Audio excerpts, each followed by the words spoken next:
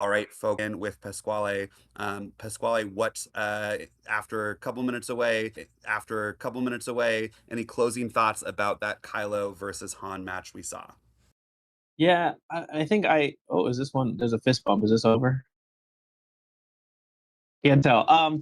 My closing thoughts would be, yeah, that it's really fun. I think to play something out of the box that can push some of these 25 HP decks to the limit because off since set one, Tarkin Town and ECL have oscillated between typically the top two decks. Typically, it's an ECL deck or a Tarkin Town deck. So typically, the top two decks. Typically, it's an ECL deck or a Tarkin Town deck. So playing Security Complex, one of the more forgotten ones, to counter those bases and even push them to the brink is really fun. So hopefully that deck sticks around for a little bit in the rest of the format and can get a little bit more refined, as you said, and really take it all the way there, and maybe make Security Complex great again, or great for the first time. When DJ was unbanned, but the classic Emperor Palpatine yellow able to stall out that tempo and likely make it to that late game deploy, be able to take over the game for a clean 2-0 win. That's going to bring Taco Kid to 8-1 in a strong position to make top 8 by doing well the rest of this day too. Curtis going to fall to 7-2, not guaranteed to be out of top 8, but likely going to be an uphill battle. Yeah, it's really just, one card difference, right? DJ essentially made that deck specifically a Palpatine, yellow Palpatine in general, kind of unplayable. It was just too much because you were never going to deploy. The first DJ was just so backbreaking. But now we're seeing, it's pretty easy to get to 8 these days when Han can't see your resources, and you can easily kind of stem the bleeding and 2-0 a match that was pretty much unwinnable a few sets ago before that DJ ban. Yep, this Han Yellow forced to play just a little bit more fair. Cards like Cunning for 4 still powerful. Cards like Cantina Bouncer still powerful, but without that game-breaking mechanic of stealing and then defeating an opponent's resource means many matchups that were previously close to 100% in Han's favor, as you say, now much more uphill fights. Yeah, and double yellow as a whole, as FFG seems to be moving into these triple aspect cards and away from double aspect, because I don't think that there's been any really revealed in the seven set here. Um, hasn't really gotten many tools that are of the level of the things that Palpatine has gotten, like that Lothcat. So much exhaust given to this deck that you can trigger off of the draw effect. The deck is very irritating to play against because it just feels like you can never get into that base early, and then all of a sudden your biggest unit is stolen, and it's such an uphill battle. So Yeah, yeah, that double hasn't gotten a ton. we are going to take another break, but a couple of words before we do. Another thank you to Metal Fab, McClunky Gaming sponsor for this stream. You can see some of their products with the life pucks that we use to monitor life, as well as the special McClunky Gaming initiative token. If you like that initiative token, we are doing a giveaway on our Discord. You can find the link to the Discord in the description to this YouTube stream. Join the Discord and you can enter the giveaway for free. We will be giving away 5 free tokens over the course of the weekend. So would love to have you join our online community. But with that, it's going to be a break for us as round 9 concludes. We'll be back with you for more Star Wars content at the top of round 10. I'm Grumpy Elephant here with Pasquale. We'll be with you shortly.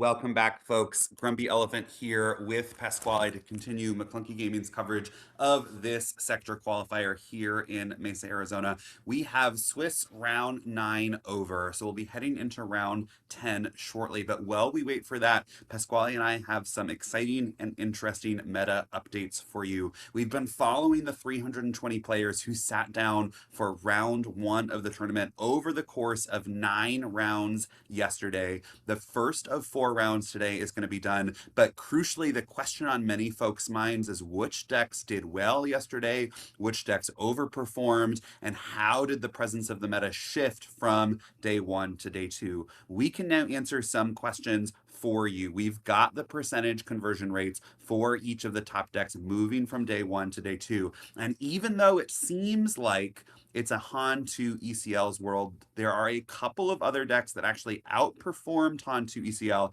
moving from day 1 to day 2. So looking at these stats, Pasquale, the one thing that jumps out to me most significantly is the highest conversion rate from day 1 to day 2 is Cad Bane Tarkentown. Of course, we've mentioned George Hudson here on the room cam right now. You can see him there in his hat, going undefeated 8-0 over day 1, but part of a good company of Cad Bane players. 15 Cad Bane Tarkentown players sat down for round 1. 5 of them have made day 2 for a whopping 33.3% conversion rate. What do you make of that, Pasquale? Yeah, like we were saying, it's kind of this seesaw from Anakin to Yoda to Hantu now into these Tarkentown decks to try and combat the Hantu leader. And it definitely paid off because Cad Bane is also no slouch into Yoda as well. So those two being the top 2 play decks did was essentially a really good call for those players who decided to opt back onto the Cad Bane train because he had definitely fallen out of the wayside from one of the most played decks of previous formats, many formats, to really not seen it all early on. And yeah, we're seeing him come in with 5 representations. Yoda also had 5, but had 33 people playing it, so only a 15% conversion rate.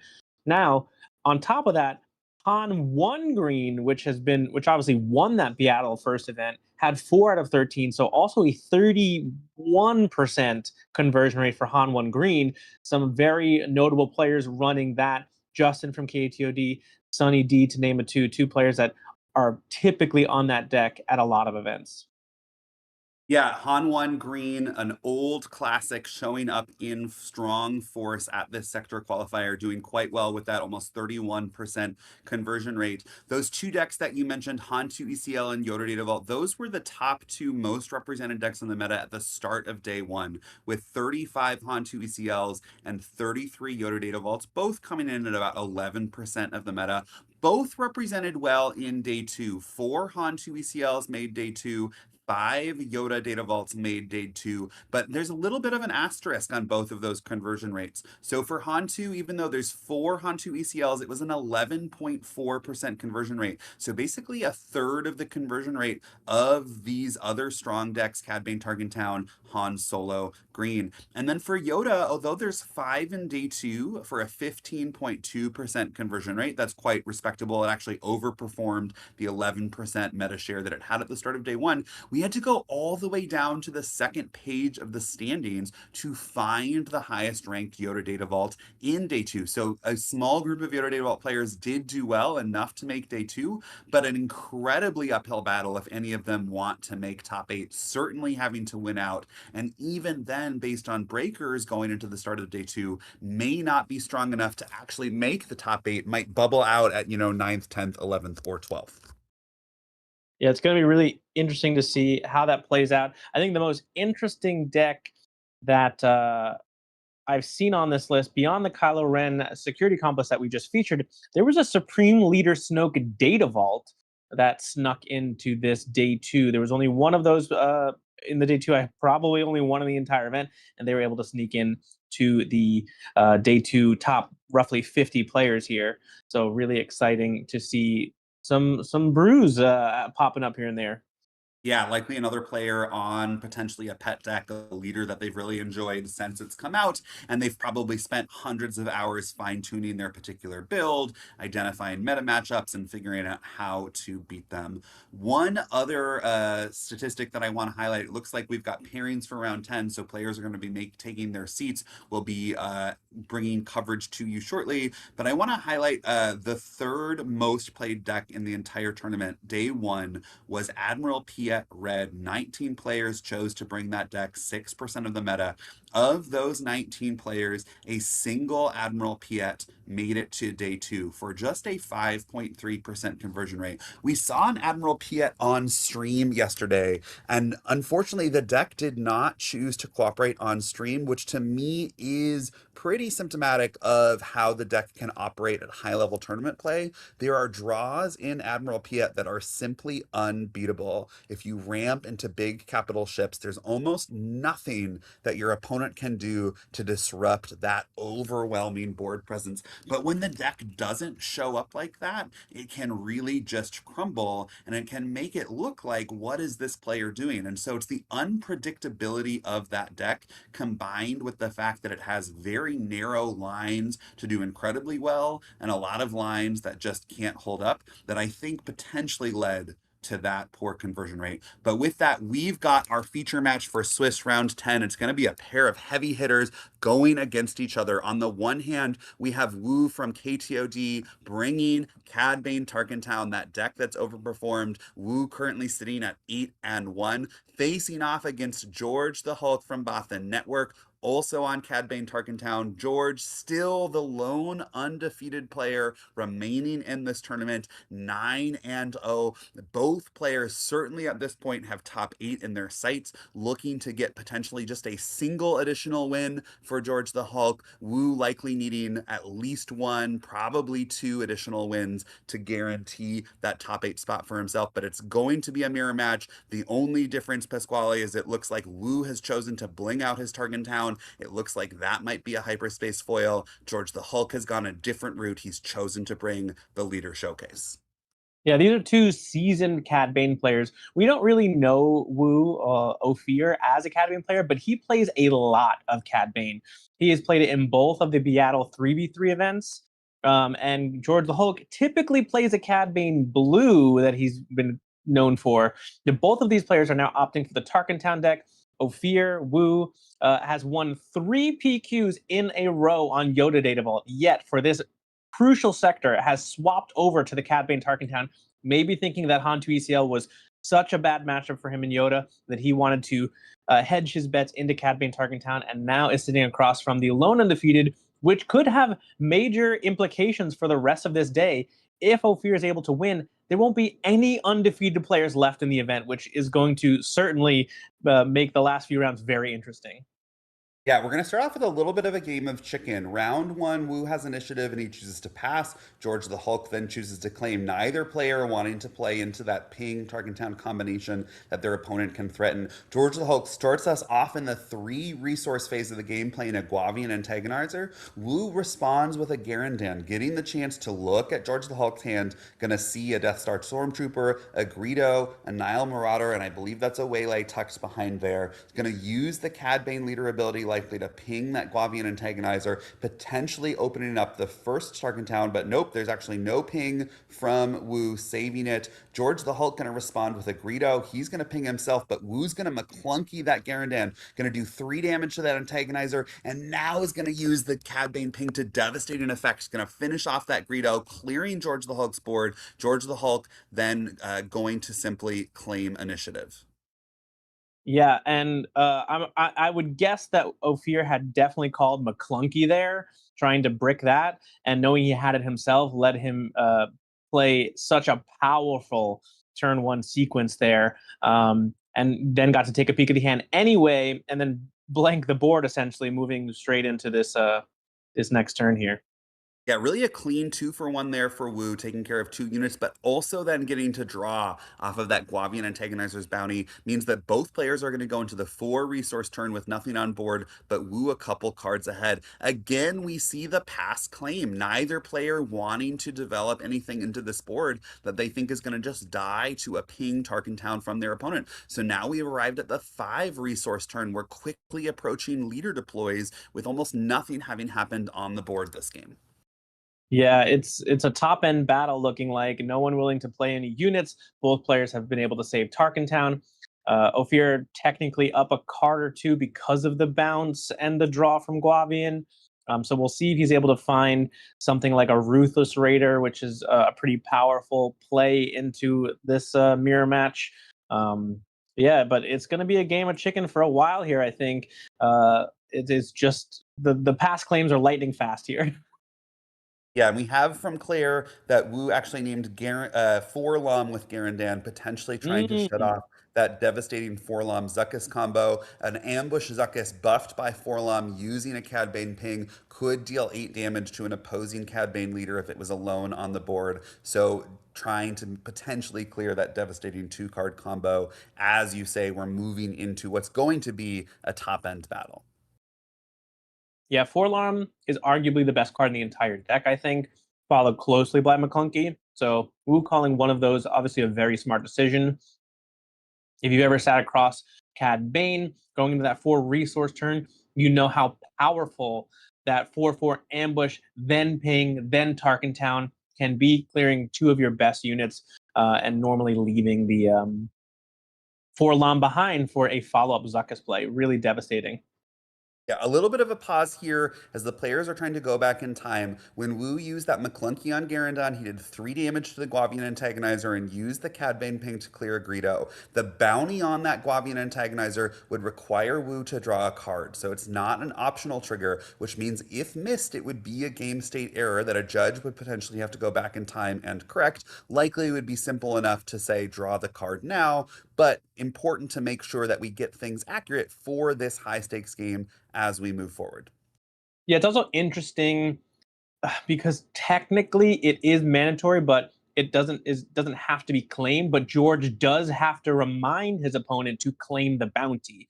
So it's something that's essentially on both players, but the onus in the rules makes it fall on the player who has the bountied unit.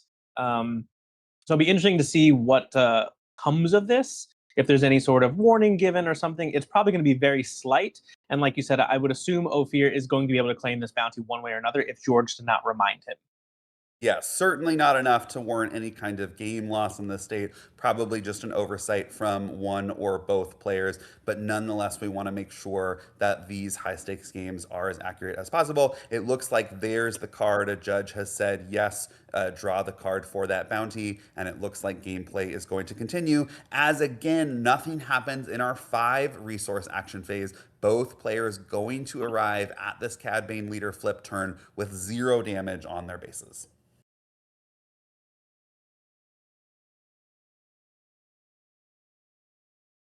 Yeah, it seems like I'm not too familiar with this kind of weenie version of the mirror, but it does seem like you kind of just want to flip your Cad Bane to get the double ping, but also have something with 8 HP to absorb your opponent's pings.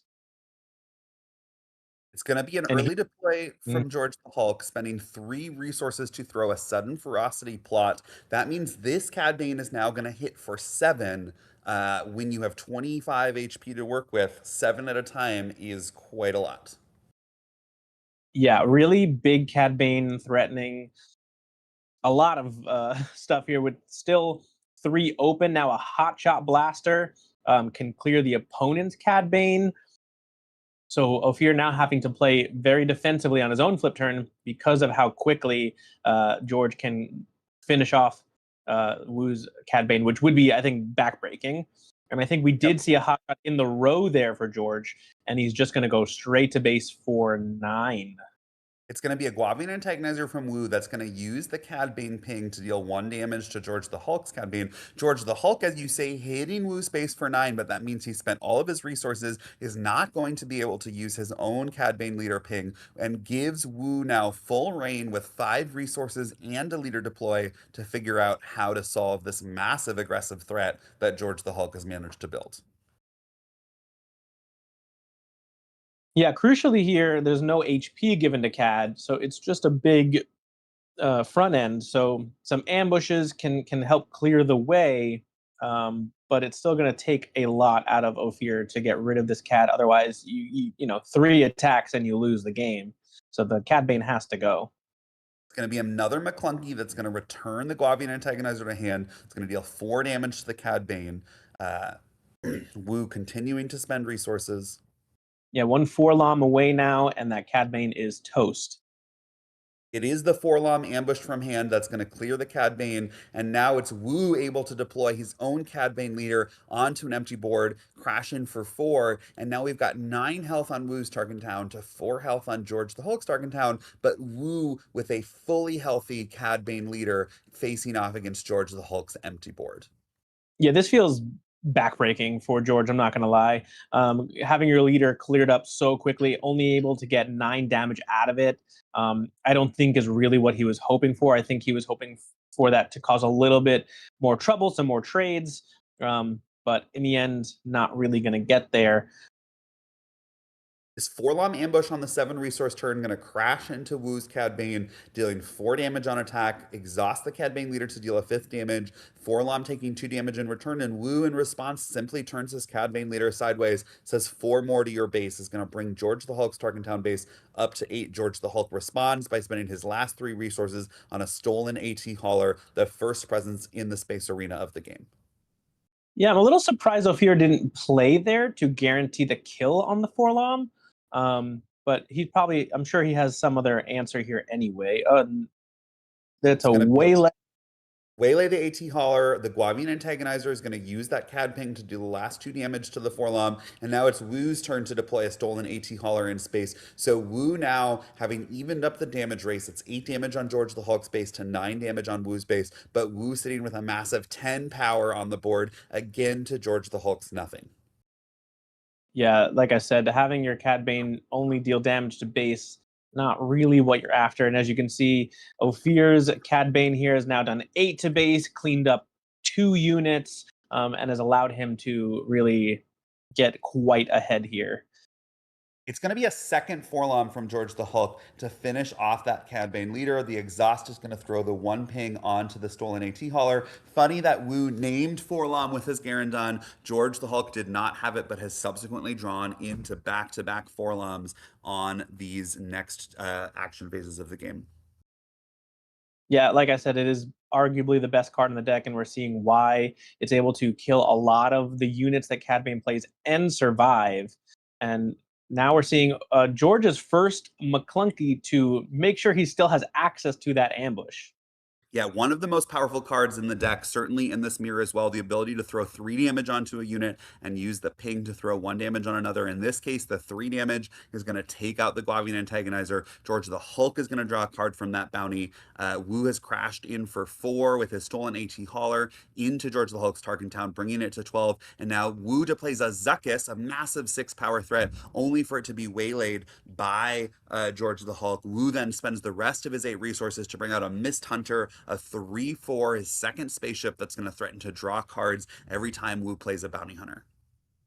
Yeah, and this is exactly where you want to be in a mirror like this. Having the board presence, being able to chip in, meaning that every time your opponent answers your units, if you can just leave 1 on the board, you chip in for a little bit more. You get closer to that checkmate, which is typically around 22, so that any 3 power unit that lives just ends the game. Yeah, both players now at 9 resources if they choose to resource. Neither player having used Tarkin Town this game, so both epic actions still available. Yep, and now we're in another phase of chicken. If they're running the Cad Bane unit, whoever plays the Cad Bane unit first is kind of on the back foot here, because you capture their units, then it captures your Cad Bane, and then everything gets released. It's a little bit of chicken here for the Cad Bane. Yeah, George the Hulk, starting with a Garandon of his own, named the Zuckuss that he knew was in Wu's hand because he had bounced it with a Waylay, and sees a pretty devastating lineup: a Ruthless Raider, a Forlom, a Waylay, a Surprise Strike. A lot of powerful options from Wu's hand this turn. Yeah, there's 7 on board, 2 for the Raider, and he's going right in with a Surprise Strike to make the gap that much more narrow for George to come back in this one. Yeah, that's 6 to base from the Mist Hunter, buffed up by that Surprise Strike. Is going to bring George the Hulk to 18. 4 power remaining, ready to attack on Wu's side of the board in that ready stolen AT hauler. Yep. And with both players being at 9, we know that Ruthless Raider is going to come down, bring him to 20. Then he's going to go to maybe 24 unless he can answer this hauler, and it's just essentially over from there. He needs to answer this hauler now. Yeah, George the Hulk having the Waylay in hand is going to bounce the hauler. A lot of units being bounced back to hand in this. Spending some resources. It's going to ambush his Forlom into that Garandon.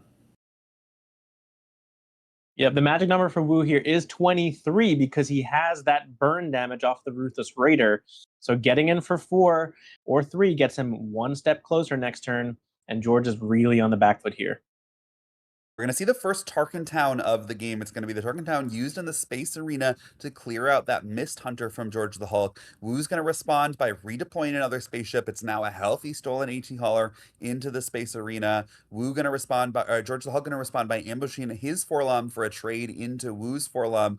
Going into now the 10 resource turn, Wu again with the only board presence, this healthy 4/5 stolen AT hauler ready to crash in for 4. Yep. With a Ruthless Raider surely to follow. Exactly what he does. Yep, 2/8. It's essentially a 1 damage race here for Ophir with the Ruthless Raider in hand. George the Hulk struggling to stay alive in this game. Is going to spend some resources before potentially thinking twice. Yeah, he's scooping it up. I don't have it. It's time to scoop. We're going to go to a game 2. Yeah, knowing Ophir has the space onslaught and seeing George's was mostly ground, there's no sense of bluffing any further. Your opponent's just going to play into space and you have no answer. So might as well go to the next game and hope for better draws and better Garindin hits on that first turn play.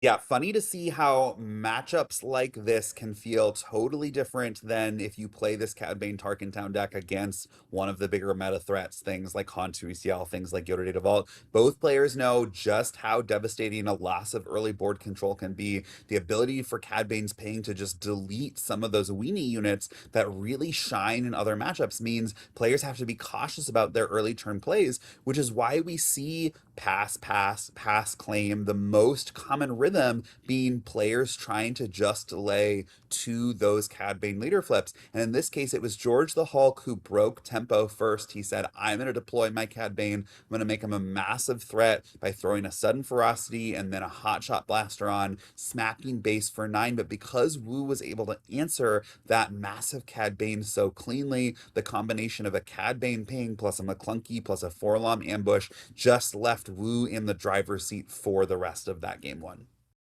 Yeah, we're really seeing, I think, the difference in playstyles here on display because, like I said, George is typically a Cad Blue, which is a way more soft control player. That's what we really know him to pilot. Whereas Ophir, like while he did win 3 events in a row with Yoda Data Vault, has been known to be this Kira Cad Bane player on the side. And so he really has a lot more reps on these Tarkin Town decks. Obviously, piloted Quinlan Tarkin Town to a top 4 finish at the Galactics. So he's very well versed in these kind of chicken Tarkin Town mirrors and matches. Whereas George is often just playing Cad for a 1 ping and moving on with his life because he's not really known to play this Tarkin Town base. So I think the reps that Wu has in these types of mirror matches, it was really on display there, knowing when to deploy, having that Forlom Garindin name in the first turn, like knowing what he needs to do at every step of that game. It was really clinical the way I think he won that game 1. Yeah, absolutely. A good sort of analysis of Wu's knowledge of the matchup and how he navigates it phase by phase. The good news is both of these players having a great time. These are players who know each other. They've encountered each other at top tournaments and online in team discords, etc. So they're smiling, they're chatting as they mulligan and prep to go into game two of this Cad Bane mirror match. I believe a table one Cad Bane mirror match with George the Hulk being the remaining undefeated player starting off day two. Yeah, definitely table one here. George doing the Bonta Network proud. You know, the team always likes to take one deck, it feels, to an event, and I do think almost all of them were on Cad Bane Target Town. We saw Lego Pizza narrowly lose in the final round, getting knocked out of day two yesterday on this deck. I would assume very similar, if not the exact same list. He was playing some really cool stuff there, like that new Admiral Thrawn unit. And yeah, the Bonta Network just continues to refine their decks very well to their play styles. And George the Hulk leading the pack here, first place going into this round. Yep. And of course, multiple KTOD members on this deck as well. Bobby Sapphire looking for that three-peat made day two with Cad Bane Target Town. So Bobby Sapphire and Wu representing the Cad Bane Target Towns for the KTOD up against several Cad Bane Target Towns from the Bothan Network. George the Hulk says, I don't like the set of six cards that I saw in my first hand. I'm going to send it back for a mulligan. Wu looking like he's shuffling as well, likely took a mulligan. So both players going to end up taking whatever six cards their decks give them to bring this game two to a start. Yeah, it was interesting. I'm actually don't really remember. Like, who has to declare their mulligan first? Because it looked like Ophir was waiting for George to decide on mulligan, and then he mulliganed as well. It was kind of this, okay, you're going to mulligan, I'm going to mulligan thing, is what it looked like. So is it? I'm not. I can't remember It's, I what's believe the the order. official rules are the player with initiative must declare a mulligan first. It does look like potentially Wu has initiative, so George the Hulk, losing game one, would get to make that choice, has chosen for it to start with Wu. Again, because of this delicate game of chicken that the players are going to be navigating, no one wants to be the first person to spend resources or play a card. So again, unclear how that works with those mulligan dynamics that you were talking about, but nonetheless, both players going to have their six cards to start off. They make their resource choices, and we see again either a pass or a pass claim. It looks like it was a pass because this initiative token is not moving across the table, and we're at the three resource turn. George the Hulk gonna break a rhythm first. He's gonna deploy this Nihil Marauder, a 1/5 raid 3 to get things started. Yeah, and interestingly, we had that in his opening hand last time because we saw it off of the Garindin, and he chose not to play the Nile Marauder last time, instead opting to have the pass claim go essentially to 4 and then right to 5 resources. This time he says, you know what, this 5 HP is safe from Tarkin Town. I'm going to play this and see how you respond. Yeah, and Wu does respond by deploying a 4/5 stolen AT hauler in space and is going to use his Cad Bane to put one damage onto that Nile Marauder. Yeah, a little risky, I think, to go right in with this hauler. But Ophir maybe has that McClunky in hand to save it. That is definitely not something you want to give to your opponent for free here. But hauler in space definitely can put a lot of pressure on if George can't answer it.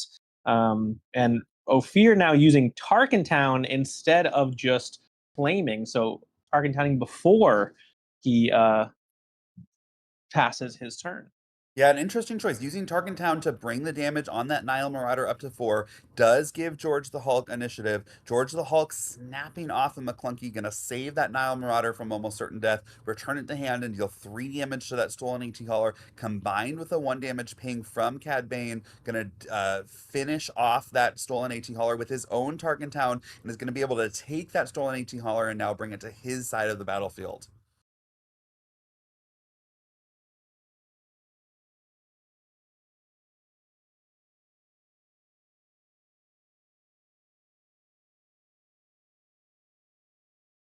Yeah, this is exactly what I was saying. A little bit risky to play the hauler there, but I do believe Ophir has at least a waylay in hand to maybe take it back later and get it back to his own hand. Not really what you want to be doing, but it's definitely an option here. Wu passes to put the action back on George the Hulk. George the Hulk responds by playing his own stolen AT Hauler. Wu plays an IG 3000 to ping the stolen AT Hauler that George the Hulk played, and then George the Hulk takes the stolen AT Hauler out of Wu's discard and deploys it for free. George the Hulk now entering the 5 resource phase with 2 stolen AT Haulers facing off against that single IG 3000 from Wu. IG-3000 going to crash into the damaged stolen AT Hauler. It's George the Hulk stolen AT Hauler that's going to go to his discard, giving Wu the opportunity to replay it. George the Hulk now attacks Wu's base with Wu's own stolen AT Hauler, tying the damage race at 4 apiece. Yeah, we are in a very interesting hauler battle here. Just trading them back and forth, likely to be the case for a little bit here. And it seems like now the name of the game is who can always keep a ping on the hauler so that the other hauler can trade into it and so on. Because Yep, yeah, you don't want to have two haulers on one side and none on the other. You can never afford to give up both. a Greedo gonna ping Wu's stolen AT Hauler that was George the Hulk to begin with. Wu gonna respond with a 6/6 Zuckuss coming down. George the Hulk responding with a Criminal Muscle, a 2/1 with no upgrades to bounce. And we are going to go into the next action phase with both haulers having 1 damage on them, potentially crashing in. I spoke too soon. George the Hulk gonna play another Nile Marauder to get a ground presence of 3 units as we go into this Cad Bane flip turn with damaged stolen AT haulers on both sides of the board and a Zuckuss facing off against 3 much smaller threats. Yeah, it definitely feels like Ophir, because he is down on units, has to play the aggressor here as he does go right to base with that Zuckuss. There's no time to be trading off units because you just have less damage on board. You're just so far ahead in the race that I think he feels like he's got to try and end this soon because he can't keep up on board. Yep, that 6 to base going to bring George the Hulk to 10 and throw the action back to George. Does George try and match the aggression? Does he try and trade units? It's going to be 4 to base from the stolen AT Hauler. That's going to bring Wu up to 8. Wu responds with 4 in kind from his stolen AT Hauler onto George the Hulk's base. That's going to bring George up to 14. There's going to be a lot of damage back and forth this turn. Yeah, with 8 damage still to come on the ground arena, barring some form of ambush, George is technically ahead, could bring the base up to 16. So going to be interesting to see if Wu can interrupt some of this damage so that he stays ahead in the race with that Zuckuss on board, who can essentially end the game quicker because it could be a 1 action sweep with something like a Hotshot Blaster. So it's going to be really interesting to see how they navigate this crucial flip turn. Yeah, look at this though. It's George the Hulk being the first to deploy his leader, and this time we've got 2 sudden ferocity from Roe. Both of them going to be slapped on the Cad Bane, giving him a massive 8 power, 8 toughness with that additional rage too. George the Hulk's Cad Bane threatening to crash in for 10 this turn unless Wu has some kind of answer. 10 and lethal. So Ophir needs to have an answer for one of these ground units because there is now lethal on board with double sudden ferocity.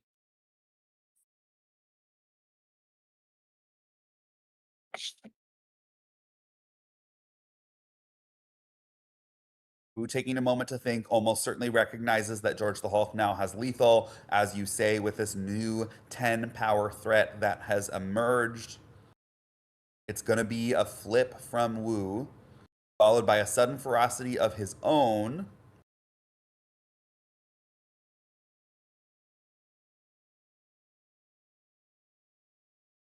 It's really interesting here because it's just essentially 2 actions for the win here for George with the Cad Bane. So now Ophir is in a really awkward situation.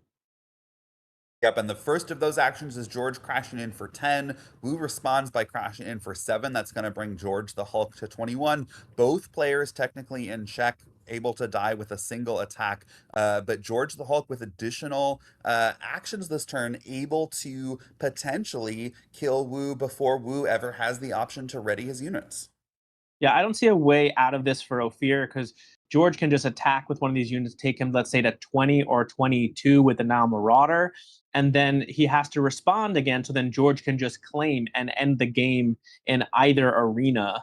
I'm not seeing a real way out for a deck that doesn't play Sentinels or Restore. Yep, and George not taking whatever bait Wu has tried to leave for him is going to send 4 into base with that Nile Marauder. Wu says, that's enough. I've seen enough. We're going to pack it up, and we're going to bring this mirror match to a game 3. Yeah, really, really fascinating play there. That it was worth it for Ophir to see if George would make that mistake. And fall for something, but that now Marauder pushing him over that checkmate with the hauler as well means there's really nothing that Ophir could do to come back from that one. But now going to game 3, he can give George the initiative, which is kind of the most powerful tool in this matchup to kind of not have the initiative typically. But we saw there, George found that now Marauder and this time chose to play it on turn 2 instead of pass claiming, and that seemed to make a lot of the difference. Yeah, I would hesitate to call it a mistake because I think that Wu certainly had some play lines in mind, but it does seem like snapping off that early Target Town, which didn't actually finish off the Nile Marauder, then gave George the Hulk the window to use a McClunky, bring that damage unit back to hand, throw damage onto Wu's stolen AT Hauler, claim the stolen AT Hauler by killing it with his own Target Town. That felt like the start of a huge momentum shift from which Wu was never able to recover. So I do have to wonder, what was Wu thinking when he chose to use that Tarkin Town on the Nile Marauder, knowing it wouldn't die, and then knowing that a McClunky from George the Hulk, a card that both of these players are certainly going to prioritize in this matchup, would effectively undo Wu's epic action and allow George the Hulk to steal Wu's stolen AT Caller. Yeah, it definitely was a really interesting choice there. Like I said, I wonder what he thought was going to happen, or maybe it was one of those "I'm gonna make you have the McClunky" moments. But I think he definitely could have saved it for the next turn and still used it in a similar way. I don't think George already claimed the initiative. There was no reason to kind of fire it off there. But if George didn't have the McClunky, maybe it plays out in the way that Wu had in mind. Um, Now, like both players here are getting ready.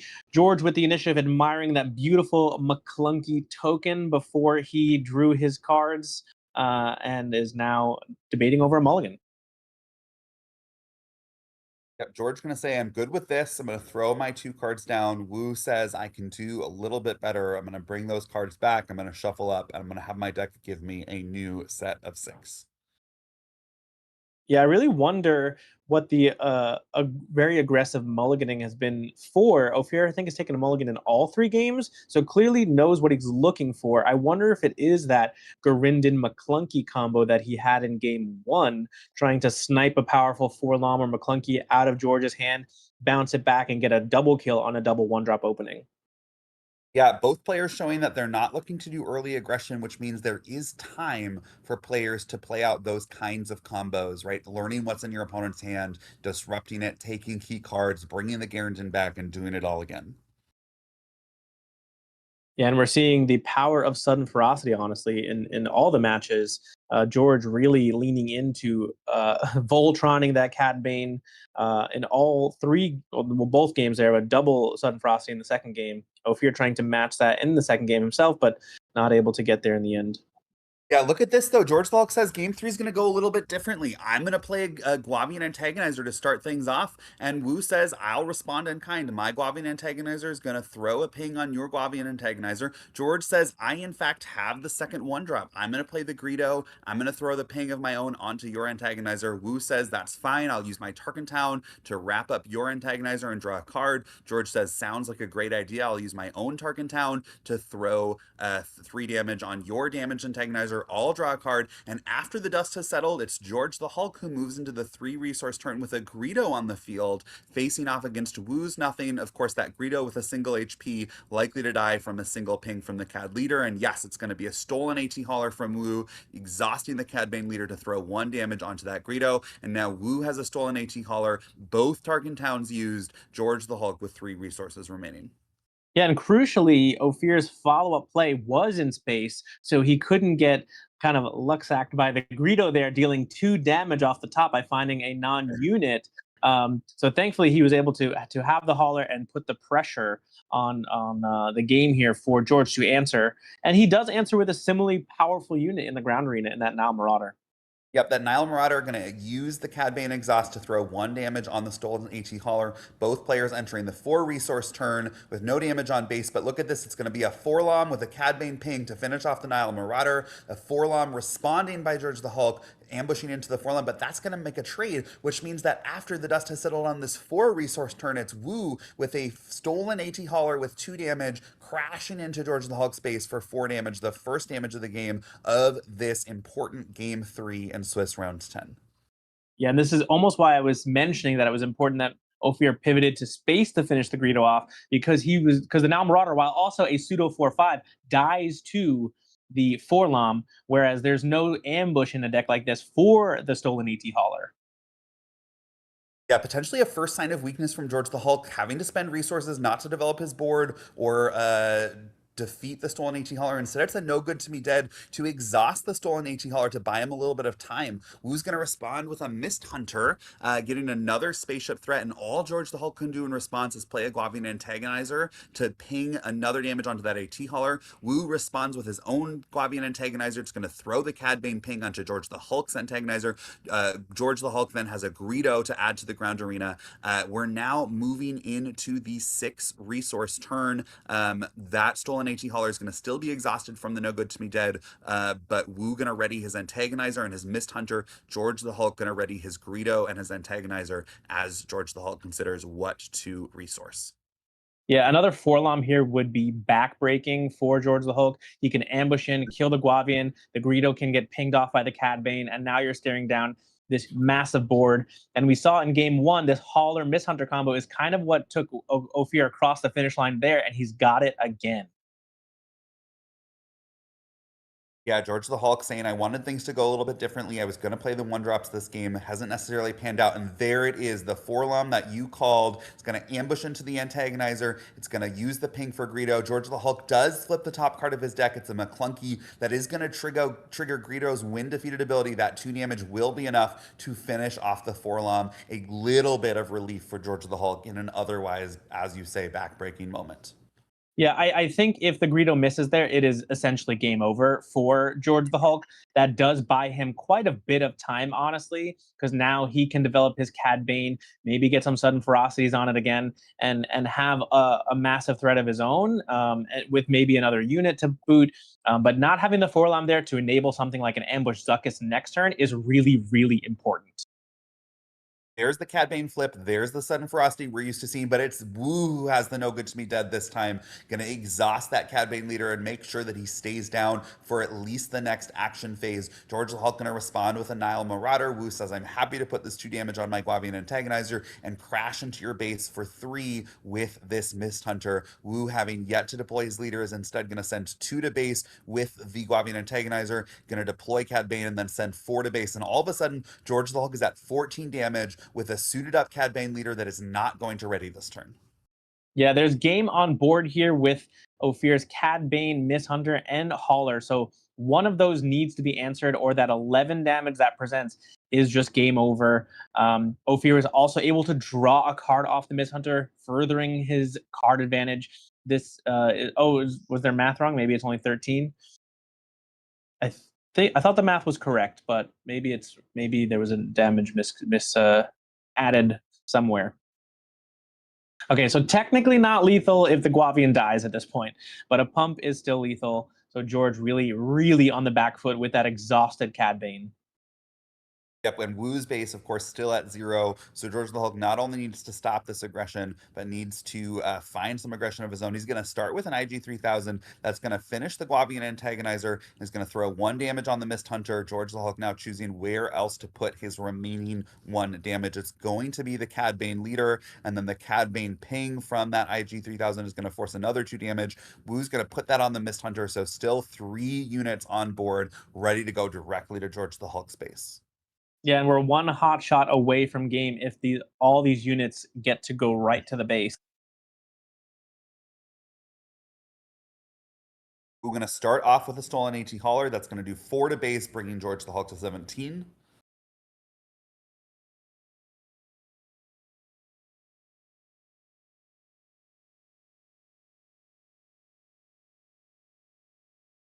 showing he did have the hot shot blaster in row. That Nile Marauder is going to swing in for 6. It's going to be 6 to the Cad Bane leader. Yeah, and that is essentially like a concession there. Yeah, if he And has the there's the pump, hot shot for Woo. That's enough on board. So George the Hulk going to lose his undefeated streak in this Cad Bane mirror match against Woo from KTOD. That's going to bring Woo up to 9-1. George the Hulk going to fall slightly to 9-1. Both players still in strong position to make top 8. very strong positions, but also, like I said, massive implications for the event. Now that there's no longer an undefeated player, that means there very well could be at least 1 or 2, maybe players with 2 losses sneaking into this top 8, depending on how the rest of this day shakes out. So really big win there from Wu on KTOD, especially for a lot of his teammates who did come into today with 2 losses. Now they really have a chance to make that top 8 cut and play for the victory here in Phoenix. Yeah, I think that's a great analysis, Pasquale. It's going to broaden the number of players who all of a sudden have a real shot to make it to the top cut of this tournament. So all of a sudden, everyone has a little bit of extra incentive to play well. And it also means we are less likely to see intentional draws starting as soon as next round. We may only see intentional draws in the final round of the tournament, as no one is going into the penultimate round still undefeated. Yeah, and I think this one finished up relatively quickly. So we are going to take a look at our backup match here, which was, I believe, table 4. They look like they are still playing, and we're just going to get that set up for you here. Yep, George the Hulk and Wu here probably dissecting the match, talking through the plays. Wu again approaching that game 3 with almost clinical precision. George the Hulk saying, I'm going to change the rhythm up, and Wu responding in kind. Here we are with our backup match. It's Mickey D from Bothan Network, also representing that team deck that you mentioned, that Cad Bane Target Down, facing up against James, currently 7-2-0 on a Kylo Ren Legends of the Force data vault. So both of these players now with the potential to make top 8 because of how that Wu George the Hulk game went, but a loss here is almost certainly going to knock them out. It looks like it's 1-1, and we are well into this game 3. It's James who has an Anakin Skywalker unit suited up with an upgrade, facing off against just a Guavian Antagonizer. It's going to draw James a card, but look at this. Mickey D has gotten this Kylo Ren deck up to 27 HP. Victory is in sight. It's tantalizingly close, just 6 damage to go. Can he get that Nile Marauder and take just 1 damage back? Mickey D says, Crucial if there's an overwhelming barrage or something of the kind to clear the hauler. I do think we're going to see James barrage or something of the kind to clear the hauler. I do think we're going to see James take this game, because then he's going to be able to play the hauler on his side, really lock up both arenas and heal out of range of something like a surprise strike.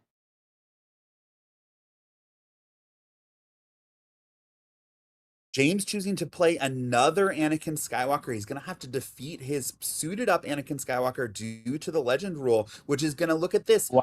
I will concede. Yeah, that was 19 damage coming in. An incredible realization there. Combination of cards, such a cool moment. I'm glad we were able to get here in time to see it. Sadly, that means it's going to be the end of the road for Mickey D here in terms of his top 8 prospects as he falls to 7-3. James going to rise. Shadows of the Galaxy was lost this round as well, 2-1. So he is also effectively out with his homebrew, trying to counter the meta here. We've also seen T-Bugs, who came into last round in 2nd place, lose to George the Hulk, then lose this round. Yeah, day 2 can be a great reset. Some players who maybe had an early loss in day 1 but managed to win out, they come in with momentum, they win round after round. But even if you go, 7-1, 6-2 day 1, you might have a rough pair of matchups. Really exciting matches coming your way. We apologize for any spiking or internet issues. We are doing everything we can to keep this smooth and clear, but unfortunately it is out of our control sometimes, and we're just doing our best here to keep the ball rolling and get you as much of like the life pucks you see, and also the novel McClunky Gaming Initiative token designed by our very own Claire. You can join the McClunky Gaming Discord. There's an invite link in the YouTube video description, and we will be giving away 5 of those limited edition McClunky Gaming Initiative tokens over the course of the weekend. So join the Discord, join our conversation, join the give Tower Number 9 and Josh Snyder of Next Gen Gaming SC. It's been an absolute pleasure casting for you this weekend. I hope you all enjoy the rest of the coverage, and best of luck to the rest of our players as they battle it out for these final rounds.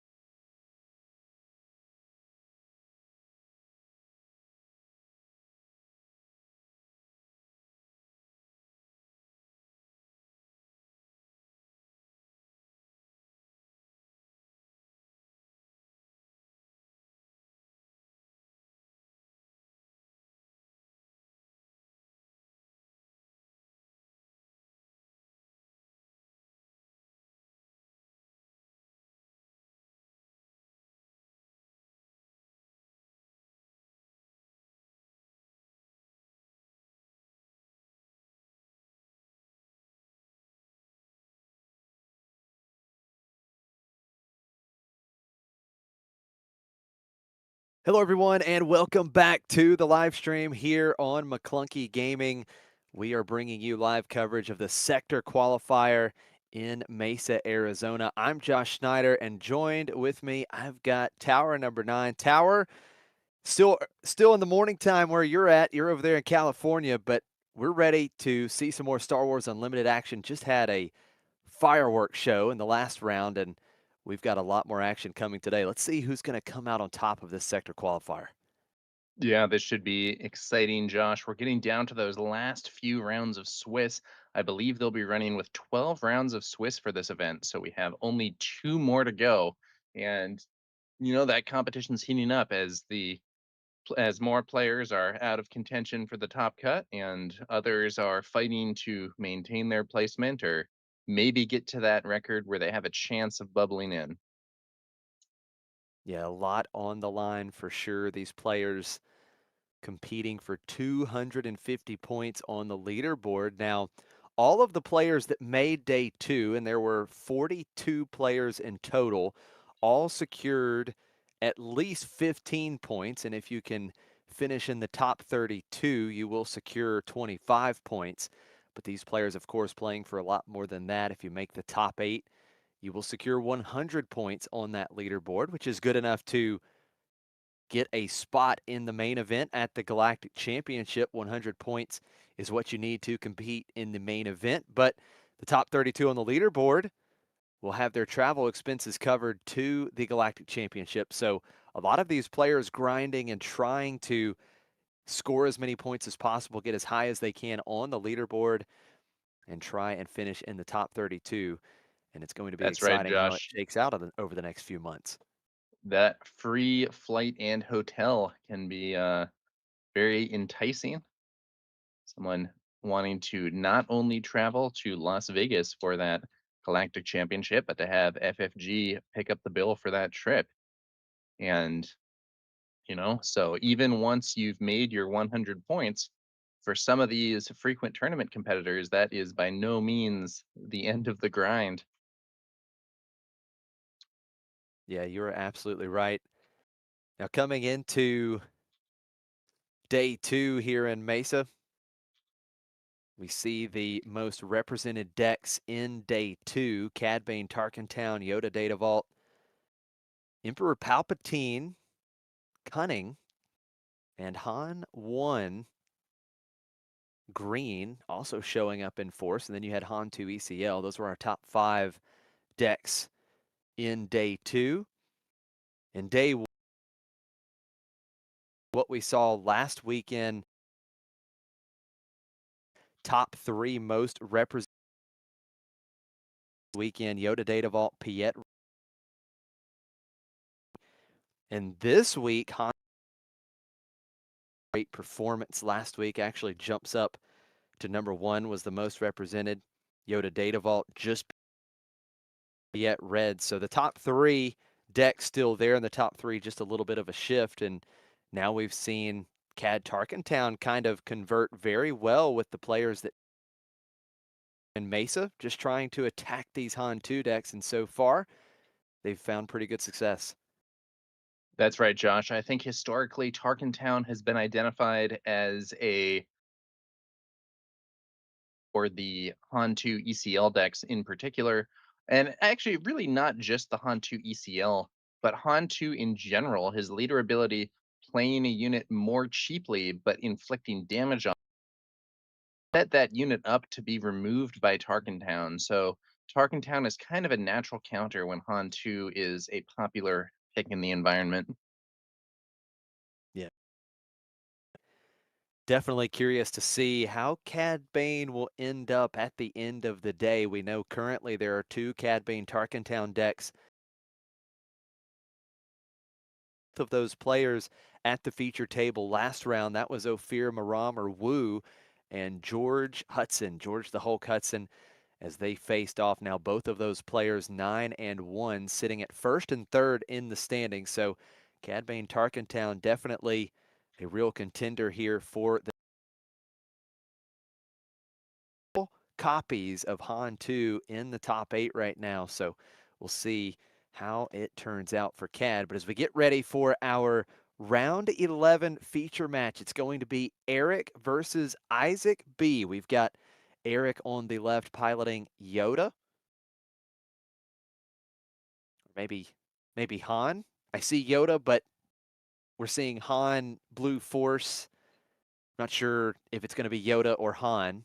And then on the right, we see, oh, maybe I see what's going on here. It's going to be Yoda Data Vault versus Han 2 Blue Force, but the leaders are flipped. The position of the two leaders there on the screen. But Isaac and Eric will face off here, both at 8 and 2. And Tower, you may need to be at least X and 2 to get into the top 8. So there could on this match.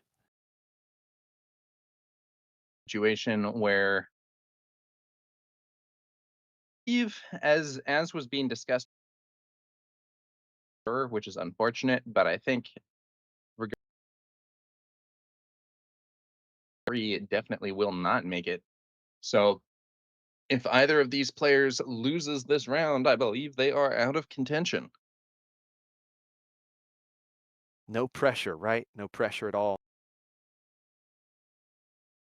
In fact, I believe actually even a draw would probably remove both of these players from contention. So yeah, it's a bit of an important match here for Eric and Isaac, and it is going to be, as we were discussing, Eric on the left with Yoda, Isaac on the right with Han. Now this Han 2 Blue Force, this was a type of deck that has been pretty popular during the Legends of the Force meta in particular. Fallen off a bit afterwards, but still I think something that's a major contender. Yeah, you are absolutely right. It did fall off a little bit, but over the last couple weeks, it has really put up some strong numbers and has been one of the top 5 performing decks. And it has had a solid matchup into Yoda Data Vault, which is one of the top dogs of the format. So I think this Han 2 Blue Force deck certainly a good pick. Yoda, of course, wanting to ramp this Yoda Data Vault deck. You want to ramp, try and get to Yoda as quickly as you can. And this deck can grind. It has lots of great Sentinel units, great value in the late game, some great new pieces to that late game like Bo-Katan. The blue-green hero decks can create so much value and grind so well. So we'll see if Han 2 can use the Force effectively to overcome all the value that we're going to see Eric provide. Yeah, and I think that new Bo-Katan has been a very important addition to some of these builds. In terms of one weakness that blue heroism often had was it didn't really have the finest endgame. Now that's not to say it had nothing. You know, you still had Luke Skywalker at 7 cost, very, very strong, but that's not really a true in-game unit. And then similarly, we could look at cards like Redemption Medical Frigate, also a strong card, but really more defensive. They haven't had that like really heavy hitter or board wipe type thing, and Bo-Katan has given them some real options in that area. Yeah, you were absolutely right. As we get started here with game 1, that early Ezra Bridger coming down with the Han action ability, and here during the second action phase, getting into Eric's base for 2. We do see the resupply on turn 2 for Eric, so he was able to find some ramp, but no turn 1 play. And then Isaac is going to follow up in the second action phase with a Chirrut with the Han action ability. So both of these units cheated out 1 turn early with 2 damage on each of them. We'll have the initiative on Eric's side. Yeah, and that Chirrut I think is an extremely powerful card. As long as you can get that force token going, a sentinel that can reduce incoming damage can really punch above its weight, and it may be tough to solve with normal units. However, looks like we're going to see an ambush here from Blue Leader, one of the best cards in the game. And because Chirrut was weakened by Han's ability to play him early, even the reduced damage would not be enough to save him there. Yeah, it's a great point. on defense for Chirrut. You can use the force and give the attacker -2 power, but yeah, that's such a good point. The extra 2 damage meant the 5/5 blue leader, the air support brought in with ambush in the ground arena was enough to overcome the strong force sentinel unit. And Isaac is going to respond, just continuing to bring out these units a turn early. We use the Han action ability once again. Poe Dameron quick to improvise being played. Eric just claiming the initiative, and Ezra, the Ezra unit will trade with blue leader, leaving Isaac with the only player with units in play at the moment. And it's a pretty good one, Tower. That Poe Dameron quick to improvise provides quite the threat. Yeah, Poe Dameron, very, very strong card. One that's done the best in situations where you can ambush it in, but even in situations where Poe Dameron can't be ambushed in, he can still be a major threat, especially when played early. But it looks like Eric does have an answer. Eric has had the answers so far to these early threats that Isaac continues to cheat out a little early. Fell the dragon, taking out Poe Dameron. Han Solo deployed quickly thereafter. Now we've got that Yoda action ability being used for the first time this game. If a unit left play for the phase, Eric is able to draw a card. Then he puts a card from his hand on top or bottom of the deck. Yeah, It's a and Battlefield Marine. Han leader is kind of an interesting one. So, to be honest, he's one of the weaker leaders in terms of his personal combat ability. As a 5 deploy 3/6, the stats aren't really anything that special, and he doesn't have an ability that's relevant to combat. However, his unit discount ability is so strong that he's still a popular pick despite not being the best leader in a fight. Absolutely. That ability that comes with him has been warping on the meta for quite some time. We do see the Anakin Skywalker Champion of Mortis being played for Isaac. That when played ability giving Battlefield Marine -3/-3, defeating the 2-cost unit. And with Eric having the initiative, going to play out his first big threat of game one, Kelleran Beck unit being played as he searches the top 7 for a unit, and he gets to play it at cost 3 less. So Obi-Wan Kenobi Protective Padawan coming out side by side with Kelleran Beck, and Obi-Wan Protective Padawan will have Sentinel for this phase. Anakin Skywalker quickly cleaning up the Sentinel unit. 2 HP remaining on Anakin. The Yoda Yeah, action that ability used once Obi-Wan again. didn't last so long, but did absorb an attack there from the powerful Anakin Skywalker, champion of Mortis. So, could be worse.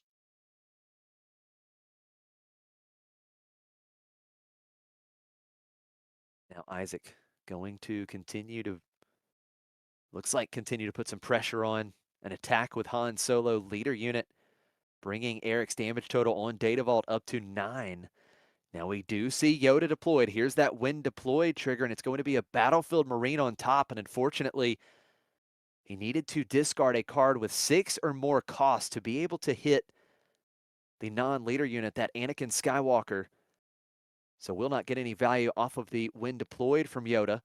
And then Isaac is going to play Mace Windu, the Of Restore 2 to take some pressure off of your own base. And when deployed, you get to do that discard and potentially defeat an enemy unit immediately.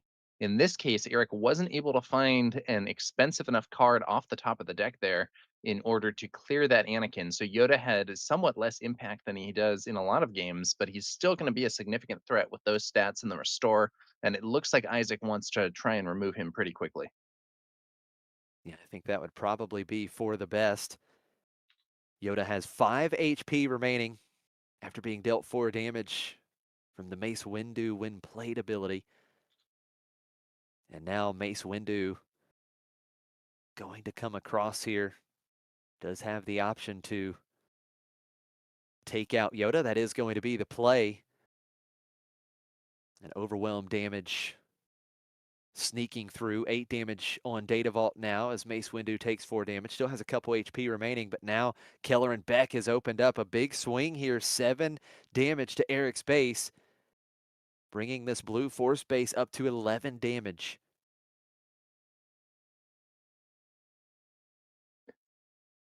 $11 damage is quite a bit here, especially because Eric's Shadowed Undercity is only a 28 HP base, as opposed to the base that we're seeing here, Data Vault from Isaac, which has 33 HP.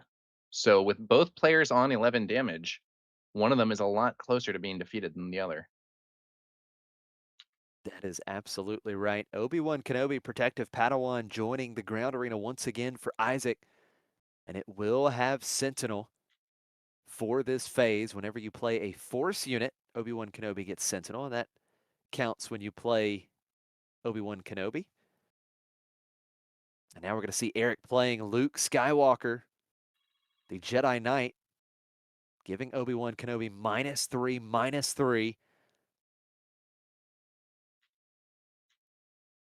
Luke Skywalker, Jedi Knight. That card's been around since the Spark of Rebellion set and has been a good one for quite some time.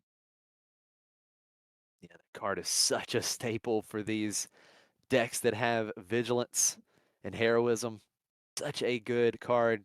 Going to miss that one for sure. The Village Protector's coming out for Isaac, and Eric taking advantage of Obi-Wan Kenobi not having any power as Anakin takes out Obi-Wan Kenobi.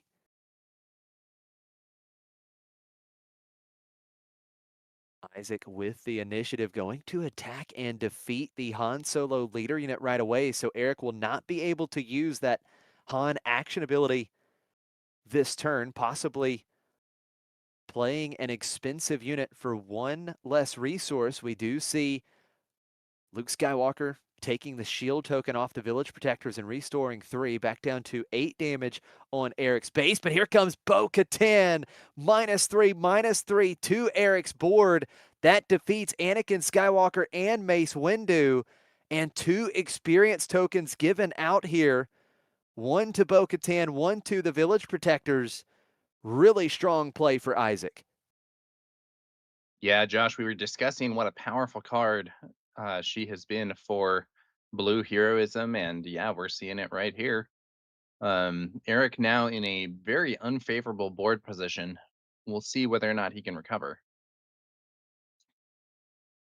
And I love the opening play of taking out the Han leader unit and turning off that ability, because Eric at 8 resources could have potentially played something like a Crate Dragon there. And a Crate Dragon doesn't feel so good for Isaac when you're wanting to follow up with a Bo-Katan. So I really like that play. That way the Crate can't be played on this turn. There's no possible way to get punished by playing that Bo-Katan. Really like the heads-up play from Isaac, and now this Bo-Katan has Isaac in a very strong position on the board.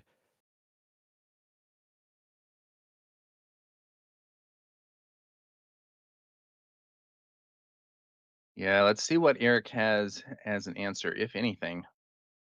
Might not have great options this turn.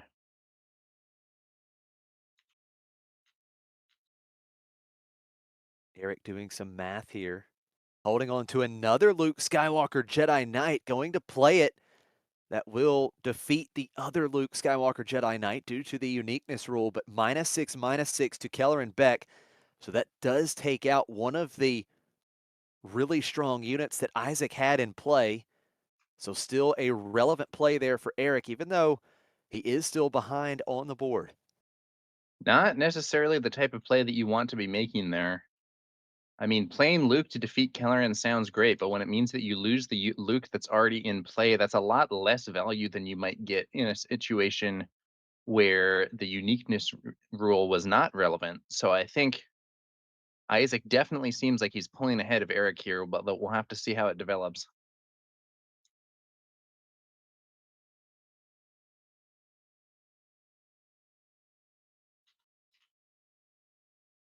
Isaac with the initiative, going to come across with Bo-Katan right away. That is going to deal 9 damage to Eric's base, up to 17 damage in total. Looks like Eric's getting ready to play something rather expensive as well. Luke Skywalker can restore 3 here and get through the village protectors if needed.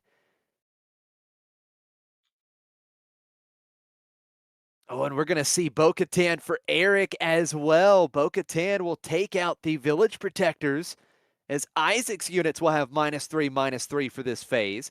An experience token onto Eric's Luke Skywalker. And look at this, Isaac has his own Luke Skywalker Jedi Knight, and that's going to be -6/-6 to Eric's. Yeah, both players definitely leaning on some of those blue heroism units here in the later game. A lot of Luke's, Bo-Katans on both sides. We'll see how this develops next. It'll be interesting to see. What do you think about the command versus aggression in terms of the end game options here?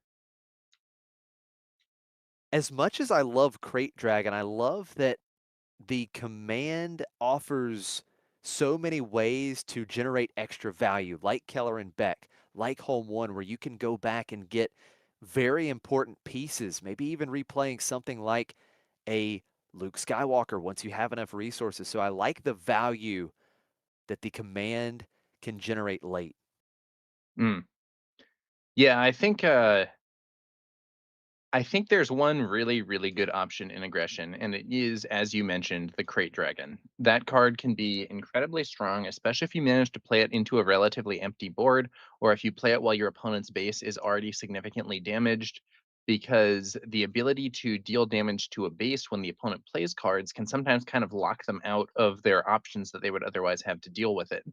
Now, on the other hand, I do think command has more good late game options than aggression does. Crate Dragon may be really good, but command has multiple cards that can be very relevant in the late game. This one experience token that Bo-Katan was able to give Eric's Luke Skywalker, very important as it is a 7/8, and with the initiative able to take out Isaac's Luke Skywalker, but now we're going to see Fel the Dragon taking out Eric's Bo-Katan. A strong play here for Isaac, once again trying to minimize the threats as Isaac's Bo-Katan gets another experience token. That is a 10/10 tower in the ground arena.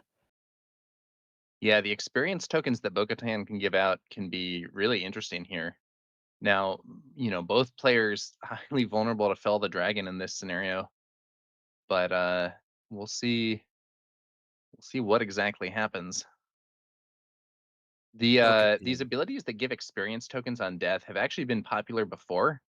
Um, I remember particularly back in the day, you would see the what's that guy's name? It's the Inferno Squad guy from set 1. Gideon Hask. Yeah, Gideon Hask. That's right. I wasn't pulling that up immediately, but Gideon Hask was a popular unit for a while. You'd see him in those like Iden control decks and other builds that were running a lot of ways to deal with enemy units, and then he could give out those experience tokens. And now Bo-Katan, kind of a bigger and better version of that sort of thing, as she also comes with an effect that can get that removal going in the first place rather than just being kind of a block of stats. Now we saw the entrenched come down onto Isaac's Bo-Katan, but then a Keller and Beck for Isaac, and it looks as though Eric has just scooped it up. I do believe Isaac will take this first game, is what it appears, and Yoda Data Vault going on top here in round 11 in a match that both of these players desperately need to win. Yeah, I do think this is a situation where I'm not an expert on this matchup, but I would have to say that I think Yoda Data Vault is probably favored. It's one of those scenarios where in a war between mid-range decks, often the deck that is a bit bigger tends to be the one that is in the advantaged position. So I think that Han 2 Blue Force is a mid-rangey deck, has some good tools for staving off early aggression, as you have some potential healing with the Itinerant Warrior, and you have Chirrut as a big blocker for early ground aggression. But I think it's Isaac and his Yoda Data Vault who have the better late game plays, and often that can be very relevant in a scenario like this one. Yeah, I think it becomes a question for Eric is can you kind of get under the Yoda a little bit earlier in the game because Eric has the ability to play these bigger and these stronger units earlier than Isaac. So can you kind of get up under Isaac here, maybe put some early pressure on the board, and then once you get to your late game, you're still working with Luke Skywalker, you're still working with Bo-Katan, and maybe even slam a Crate Dragon down that could help finish the game. So I think you're absolutely right. When the game goes really long, Isaac is just going to have that ability to generate more value. You also have a much stronger leader in terms of when the leader deploys. Yoda much bigger. It has Restore 2. Also has that ability to help regain board off of that when deployed ability. So I think the start for Eric is important. And how can we start this game? Can we get up under Yoda a little bit? And then can our big vigilance plays late in the game help close it out? And of course, you always have to keep Crate Dragon in the back of your mind. Yeah, I think that if Eric could get Isaac's base heavily damaged and then bring out a Crate Dragon, that can be very difficult to deal with almost regardless of what deck you're playing. But it's going to be difficult for him to do that with Isaac running the 33 HP Data Vault. You know, that base is one of the tougher bases in the game, and it can often lead to scenarios where it's harder to put the opponent in check than it would be with one of the less resilient bases that you see. So I think Eric would be pretty happy if his opponent was on a 28 HP force base here. I think the odds of getting to that really threatening position with a Crate Dragon or something would be a lot higher for him, but Data Vault not typically what you want to see when you have to be the aggressor. It's a really good point, Tower. Data Vault's one of those bases that whenever you are playing, maybe you're playing a deck that wants to be aggressive, and Han 2 Blue Force is not an aggro deck by any means, but if you're wanting to try and be aggressive or you're playing an aggro deck, you sit across it, you see 33 HP. It's tough, like you said, and there's so many games where you see these Data Vault decks have 30, 31, 32 damage, and then they find a way to stabilize and win the game. So we see time and time again how important that 3 extra HP, and it really means a lot more than what meets the eye. And I think when we first saw that base, 3 extra HP, is it really worth it? And we see it play out in real time quite a bit. It absolutely is worth it. Yeah, when Data Vault was previewed, I think the general consensus was that it was probably going to be pretty bad. The 3 HP was considered likely not worth the consistency decrease from having to have more cards in your deck. Typically, card game players like to play the minimum number of cards possible in order to be as consistent as possible in drawing their big plays. But in Data Vault's case, you know, the conventional wisdom was definitely wrong. I think it's been extremely successful competitively. And even in games where you don't actually go to 30, 31, whatever, there are still situations where Data Vault can put you into a winning position where another base would not have been. For instance, if you would have been threatened by a potential surprise strike kill, but you weren't because you were on Data Vault, you might not actually have to get to those really high damage levels for it to have still made a big difference in how you play the game. And yeah, I think it's proven to be really strong, maybe even frustratingly strong in some cases. I know that as an aggro player, I think my odds of winning with Sabine or whatever have definitely gone down in metas that have a lot of Data Vault being played. Tower, we talked about Eric maybe wanting an aggressive start. Turn 1 Ogdo Bogdo. It's pretty aggressive. That's a 5-3 on turn 1. The Mina Bonteri was the response for Isaac, but Ogdo Bogdo able to eat up the Mina Bonteri, heal the 2 damage from itself after taking out Mina Bonteri. Now Isaac was able to disclose and draw a card, disclosing 1 command and 1 heroism aspect icon, and Isaac was able to ramp. So we've seen back-to-back games on the 3 resource turn, Isaac play that resupply, and then Eric following up with Marin. So now we've got Captain Typho coming out for Isaac. Now this Ogdo Bogdo could just straight trade, and that's exactly what we're going to see. So Eric getting some pretty good value out of the Brute here in game 2. Yeah, Ogdo Bogdo was a bit of a scary opponent in those Jedi games with Cal Kestis, and has gotten some nice value here for Eric, taking out those early plays, kind of clearing the way for Marin to get some damage here, and for Poe Dameron to represent a big threat as well. Isaac definitely a bit behind in this early game. Eric has definitely had the aggressive start that we were talking about, but Isaac once again has a very quick answer for Poe Dameron, quick to improvise. It's a Fell the Dragon defeating Poe, and now Eric left with just Marin in play.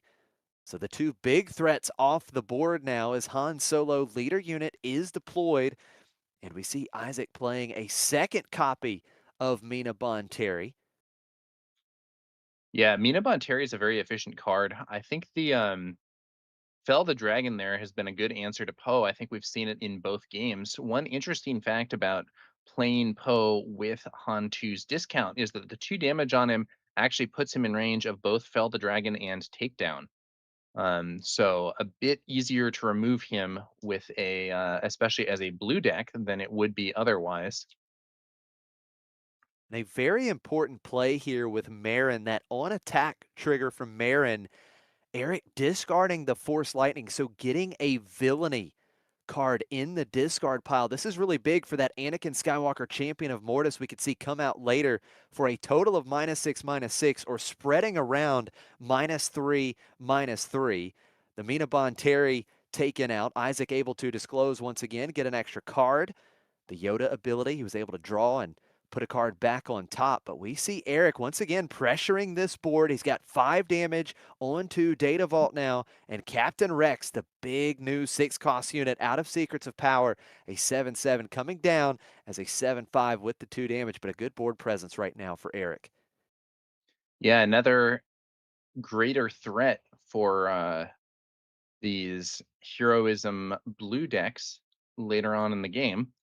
And Captain Rex has an interesting ability that can give Sentinel both to himself and to an opposing unit. Interesting. Now, in this situation, the village protectors are a bit of a shield, but I believe Marin can attack, discard a card to her on attack ability to clear the shield, and then remove the village protectors with the actual combat. So I'm not sure those protectors are going to be as much of an obstacle as they would be in a scenario where we don't have relevant on attack abilities like that.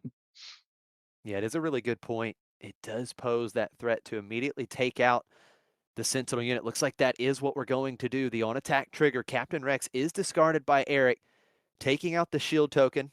2 combat damage will finish off the village people, and 2 more damage, 1 HP left on Marin. But more importantly, something to think about here, this does allow the Yoda action ability to be turned on if Isaac needs it, and try and set up a specific card on top for this when deployed ability. We see Obi-Wan Kenobi, the protective Padawan, coming down for Isaac. That will have Sentinel and will currently stand in the way of the big 7-power Captain Rex. Yeah, interesting. That Marin has generated really a lot of value this game. Yeah, it absolutely has. And again, keep in mind, heroism and villainy cards in Eric's discard pile. And I think he's holding on to an Anakin Champion of Mortis. We see that Yoda action ability. Action And back Anakin over here to could Eric. be huge. If there is indeed both a heroism and villainy card in the discard pile, Anakin could hit the field and defeat both Rex and Marin immediately. That would be a pretty big reversal of fortune for this board. One thing I'll say is that even though Eric's board is significantly stronger than Isaac's at this phase in the game, Eric has not really done all that much damage to the base. Yeah, this is a good point. Only 8 damage right now on Data Vault after Han got in for 3, and now Yoda is deployed. The resupply carrier on top is discarded, so that allows Isaac to defeat Captain Rex with that when deployed ability. When you discard that card, as long as it costs equal to or less, you can defeat that non-leader unit. So Cassian, Andor, the rebellions are built on hope, and Eric building some hope here, trying to generate some more damage as it's smuggled into play, ready And Cassian Andor is just going to swing into Yoda. That puts 3 damage on Yoda, 4 damage back onto Cassian. But more importantly, Tower, that means just 6 HP remaining for Yoda. This Anakin Skywalker, champion of Mortis, could be a huge tempo swing for Eric. Now, does Eric have both heroism and villainy in discard? Yes, he absolutely does because of the Marin able to discard that Force Oh, that's Lightning. right. Marin can be a great setup for that.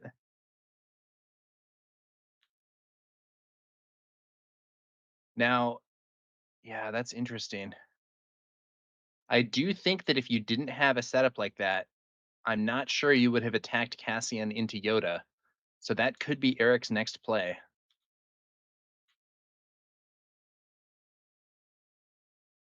What would be really funny is if we saw big plays from Anakin, champion of Mortis, on both sides of the board. I think it is conceivable that we'll end up seeing that. Last game we had Luke's and Bo-Katan's on both sides. Maybe this game it'll be Anakin.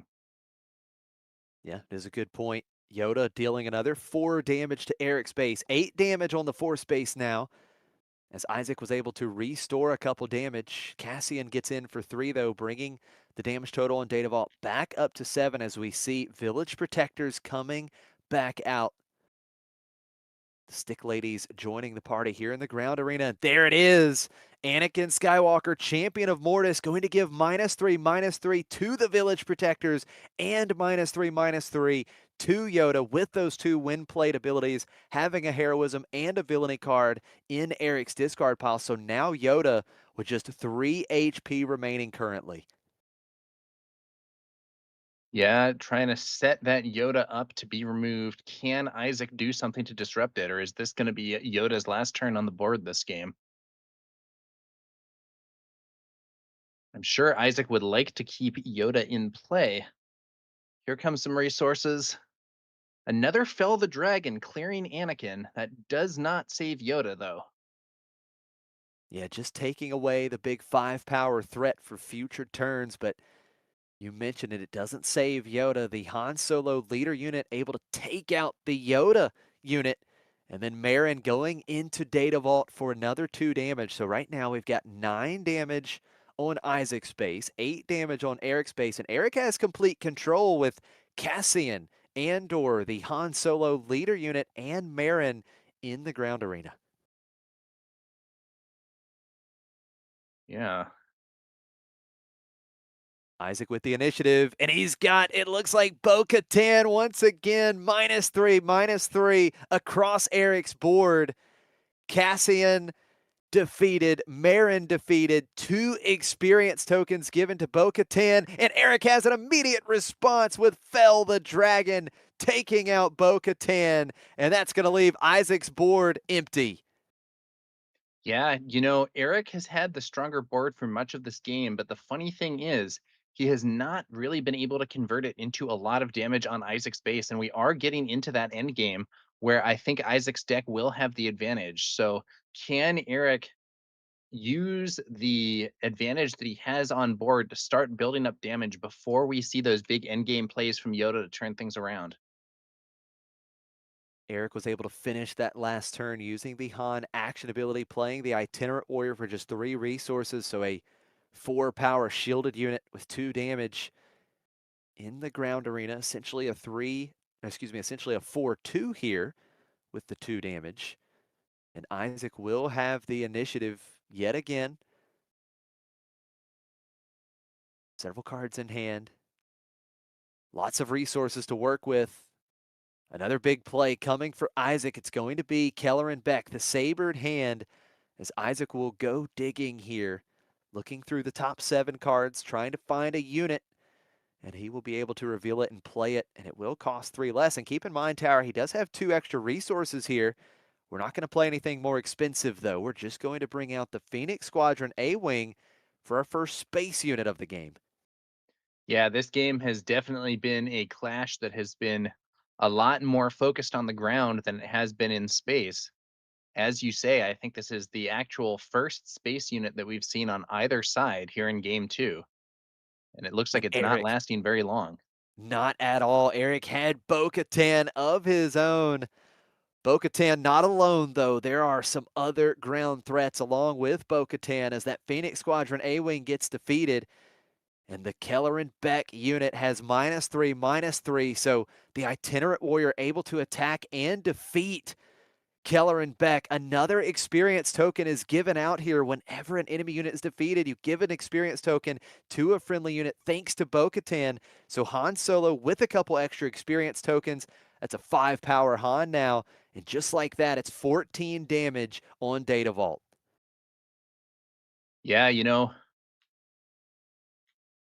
now it is starting to look a little scarier for Isaac, stronger endgame or not. Keller and Beck would normally be considered one of those stronger endgame plays that Command Heroism has access to, but Eric's Bo-Katan was an excellent answer, not only killing the unit that Keller and Beck brought into play, but also weakening Kelleran himself to be removed easily by the Itinerant Warrior, giving out yet another experience. And Isaac, once again, having the answer to the big threat that Eric has presented. Vanquish being played, defeating the Bo-Katan unit. And now the action back over to Eric. Still has a good bit of damage represented in the ground arena as Itinerant Warrior gets in for 4, bringing Data Vault up to 18 damage. And Isaac staring down another possible 5 damage here with that Han leader unit that's really stuck around for quite some time.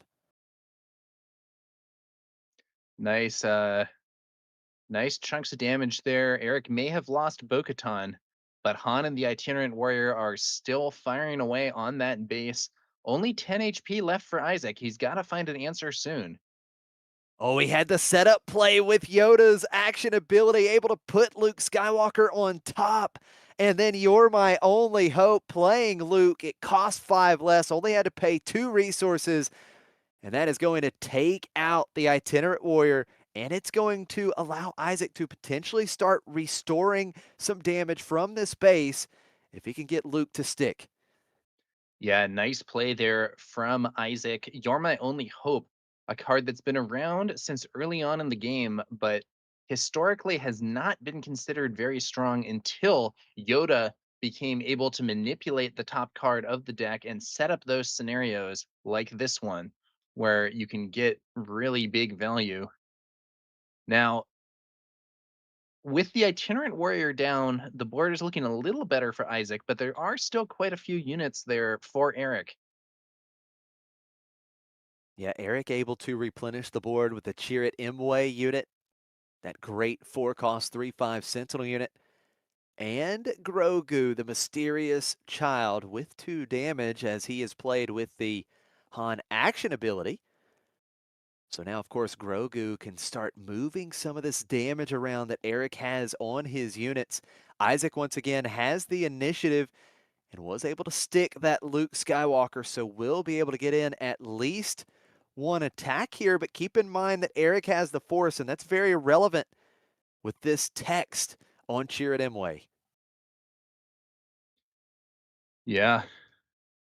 Chirrut, normally not necessarily much of an obstacle to a powerful unit like Luke Skywalker, but with the Force, he would actually be able to withstand an attack there and stay alive. That is Isaac has a absolutely Sentinel of his right. own here with the protective Padawan version of Obi-Wan hitting the board and absorbing an attack here from Han. Yeah, Han just cleaning up the Obi-Wan Kenobi unit that had Sentinel for the phase. We do see Luke Skywalker going into Chirrut. Force used. Luke gets -2 power, so only 4 damage to Chirrut. But Isaac does get to restore 3. That 3 damage will come right back on with Chirrut Imwe getting into Data Vault for 3. 23 damage still on Data Vault. And we see Resupply Carrier being played for Isaac, so he'll put the top card of his deck into play as a resource.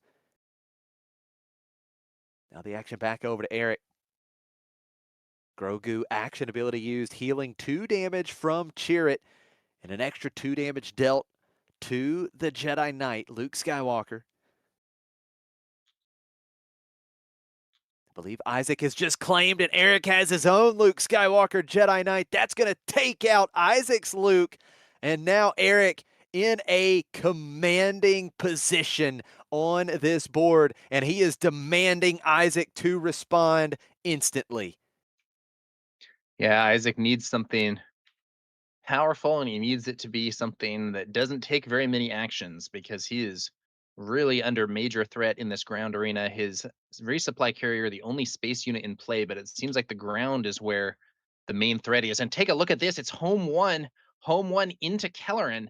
Oh, there's the What will he combo. find? So good. Home one, getting back Keller, and now he can go and find another unit and play 3 units in one action. Love this. These two But cards he together, better Tower. find something that can slow Eric down here, or that home one may not be enough. You're absolutely right. Does he find a Sentinel? I think if he could find another protective Padawan, which I believe he's already seen at least 2, I don't think he finds it. He does not have an option, and Eric shows his hand. Isaac will not be able to stop Eric in this game. We are going to game 3 as Eric is victorious, and really a compelling victory for Eric here in game 2. He was able to do what we talked about, Tower, be aggressive, get that good early start with something like Ogdo Bogdo. The Marin was huge, being able to get that villainy card in the discard pile to keep big pressure on with Anakin Skywalker. And Eric taking us to game 3, but keep in mind, we are under 15 minutes on the clock. Yeah, it might be tough for them to finish this one in time, and unfortunately, I believe a draw would knock both players out. So in addition to having their opponents to think about, these players are also now contending with the clock. Yeah, that is a really good point because don't know if X2-1 would be good enough. You may have to be X2 at the minimum, which would put your record at a 10-2 spot. So a very critical 13 minutes coming up for both of these players. It looks like Isaac will start with the initiative in game 3. And Tower, if I'm Eric, I'm looking for another Ogdo Bogdo on turn 1. Yeah, that Ogdo Bogdo start was really strong for Eric, with his Ogdo Bogdo able to clear 2 turns of units from Isaac, and then additionally the Marin that he followed up with got quite a bit of value as well. Oh, wow. Marin, so good in that game because we talked about the value that Marin generated by being able to put that villainy card, the Force Lightning, in the discard pile. And that great line that you talked about before it even happened was Marin is so good into the Village Protectors because you use that on attack ability, you discard a card, deal the 2, you take out the shield token, and then Marin with the 2 power, it's enough to take out the Village Protector. So Marin cleaning up the Sentinels, getting Anakin Skywalker's maximum effect, right? The maximum ability of Anakin turned on. What value Marin had in that game for Eric, and I'm sure he'll be looking to repeat some of that success he had in game 2. And you just can't argue with an Ogdo Bogdo start. And then again, he also had Poe on turn 3 again, which is also crucial because it's another card that responds or demands Isaac to have an immediate response, as it just puts so much power on the board. Yeah.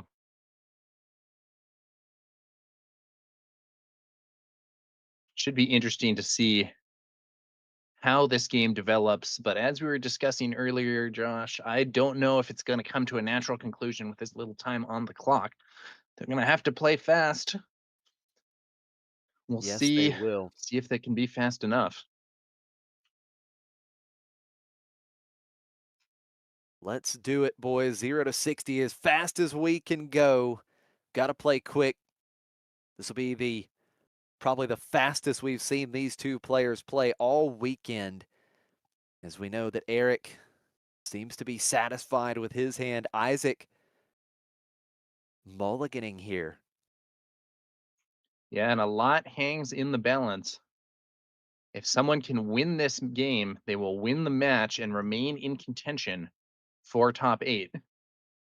But I believe that if either you lose this game or you simply cannot win in time and the result is a draw, that would remove either of these players from contention.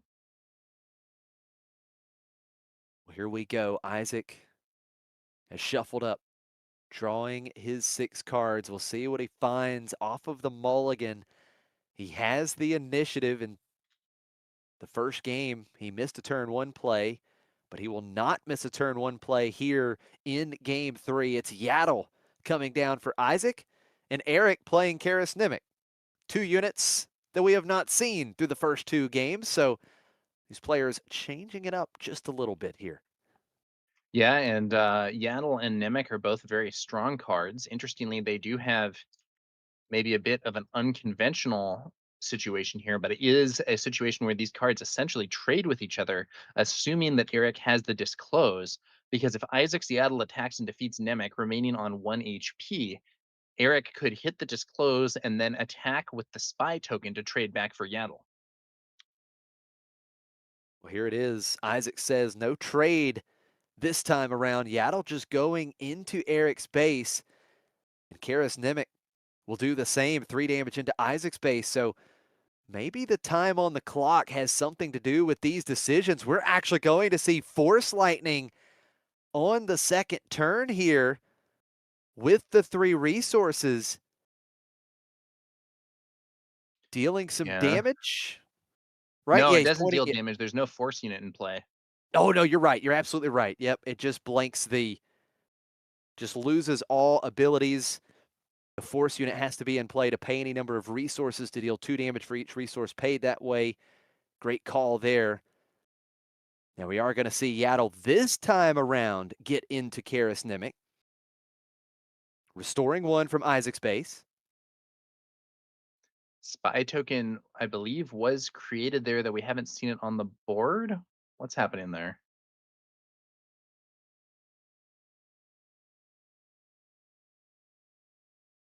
Also, I believe Restore should not go off thanks to the Force Lightning. Is that right?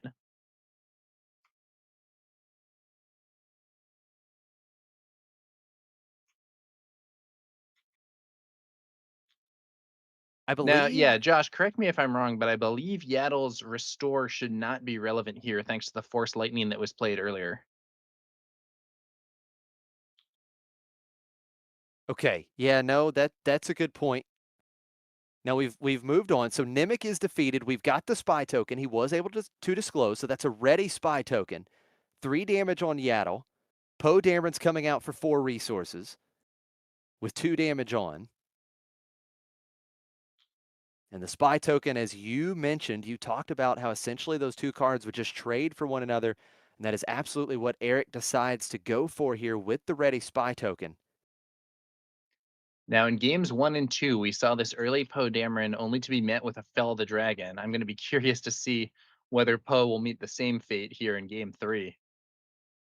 Yeah, Eric has not been able to attack with Poe Dameron quick to improvise in this match. We'll see if that changes here, but I don't think it's going to, Tower, because even if we don't see something like a Fell, Isaac is holding on to a blue leader, so at the very minimum, you could pay the 5 resources and just ambush and trade with the Poe Dameron. Good point. And it looks like that is what we're going to see. Yoda calling in the air support from blue leader coming in. 5 total resources, 2 experience tokens into the ground arena. And will ambush as a 5-5 trading with Poe Dameron unit. Han Solo leader unit is deployed. That may not have the efficiency of Fell the Dragon, but you're essentially paying 5 in a card to remove Poe instead of 4 in a card. Still not exactly a bad deal. Han Solo There's that leader unit. Rex, though. Yeah, the Rex coming down. It's another big threat. 7 power threat as Han gets into Isaac's base for 3. 5 damage on Data Vault now. Isaac does have the initiative once again. Let's see if he has a quick response. He has generally had good answers in response to these big threatening units. This time it's going to be Keller and Beck on 7 resources. What does he find? Searching the top 7 here for a unit. We'll be looking for a unit that costs 3 or less because Isaac does not have any ready resources.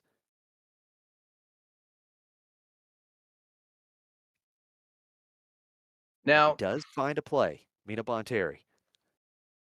Yeah, Kellerin into Mina Bonteri. Rex is on the field.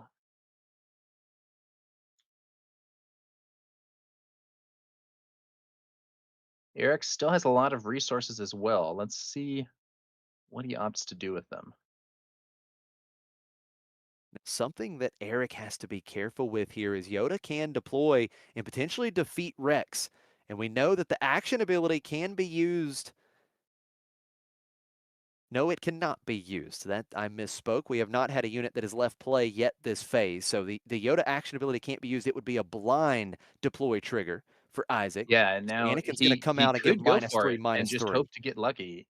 That can work sometimes, but it wouldn't be reliable. Here we see Anakin.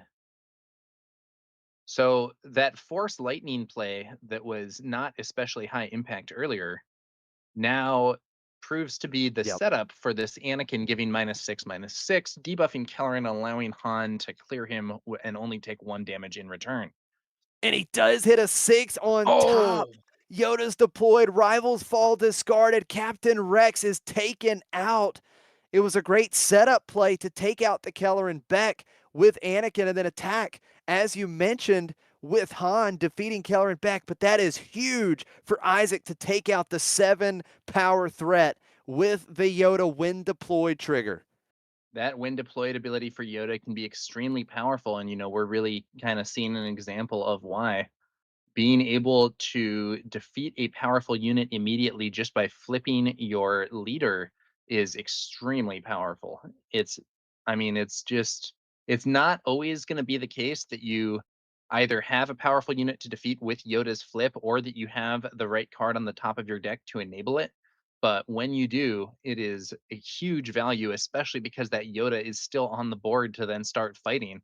But they are so low on time with only about 4 minutes left in this match. And Eric feels like he must deal with that Yoda leader unit as quickly as possible. The Anakin Skywalker attacking the Yoda leader unit. 5 damage onto Yoda, 4 back on Anakin, and then Yoda free to go into Eric's base. 10 damage on Eric's base as Isaac restores 2 from his base. Now just 8 damage on Data Vault. A very important play here on this next action for Eric.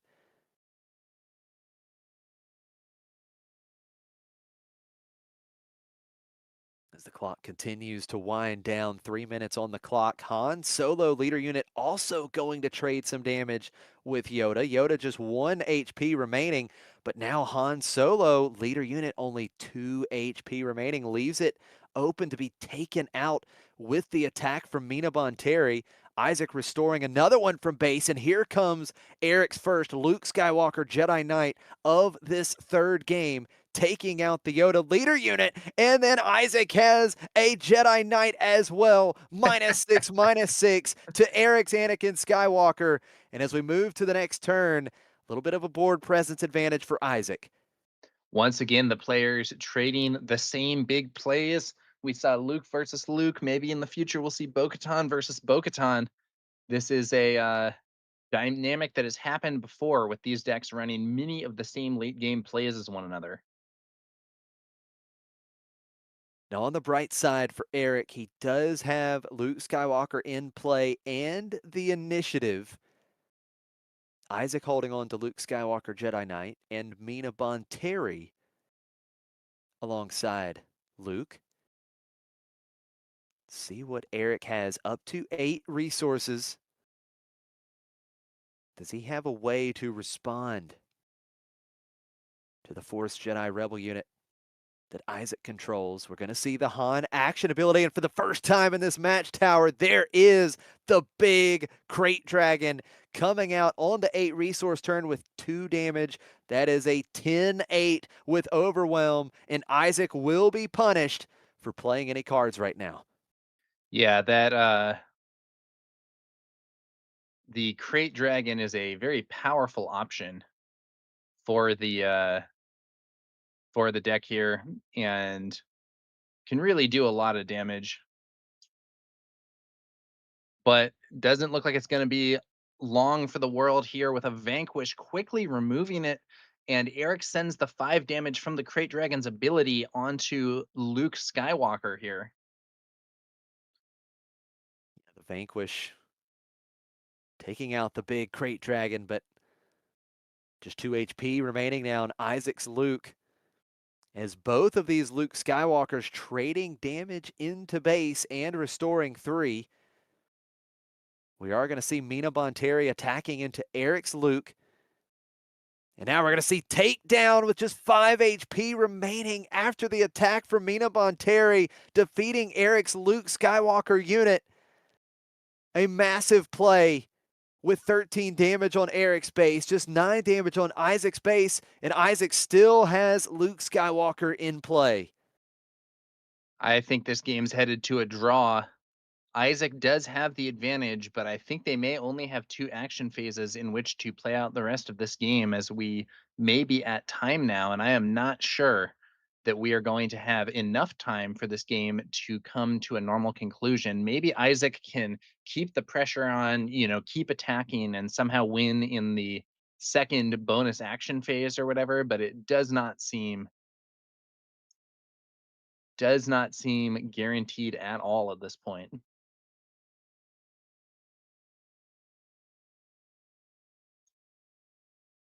Eric with the first action. It is going to be Bo-Katan coming down.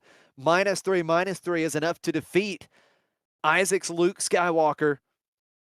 And there should be an experience token. Eric can give an experience token to that Bo-Katan. There it is. Now we see home 1 coming out for Isaac. So Isaac with a great big play of his own, going to get blue leader here and pay the extra 2 resources to put a 5/5 in the ground arena. Yeah. Tough situation here. Eric still with the initiative. Time has officially been called. This is the last action phase right now. So either one of these players win during this action phase, or it will finish in a draw. Yeah. And given that, I sort of have a feeling that we're going to be seeing a draw. Fell the dragon from Eric, clearing home 1. And with that, Isaac not even close to having enough damage on board to win this game. You're absolutely right. The blue leader will get in to Eric's base for 5, putting it up to 18 damage on, but still 10 HP remaining for Eric. And now Eric is going to play Anakin Skywalker, Champion of Mortis. A total of -6 will be given to blue leader. And an additional experience token given to Bo-Katan. That's 3 experience tokens on Bo-Katan. And Isaac, for good measure, will play his own Bo-Katan, which means that Eric, if he wants to swing with his copy of Bo-Katan, it will have -3. So the 3 experience tokens canceling out, but I believe that is going to do it. We don't have a winner, and this match will end in a draw here in round 11.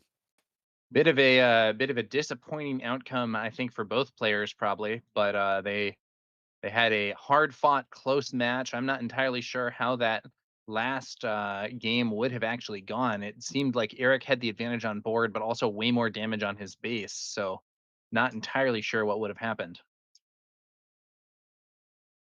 Well, one thing that we do know for sure, that really was a very solid match. Both players played extremely well. We were treated to some epic back and forth plays. Both players bringing the punches, and in the end, just not quite enough time to fully separate these two, but certainly a lot of fun to witness that match. Yeah, it was a hard fought battle. The players playing many of the same cards as one another. We saw that Luke followed up by the opponent playing a Luke, Bo-Katan and the opponent plays Bo-Katan, all that stuff. We are going to take a quick break here before we bring you the 12th and final round of Swiss Play. I'm TowerNumber9, joined here by Josh from Next Gen Gaming SC on the McClunky Gaming stream of the Mesa, Arizona sector qualifier. We will see you guys soon.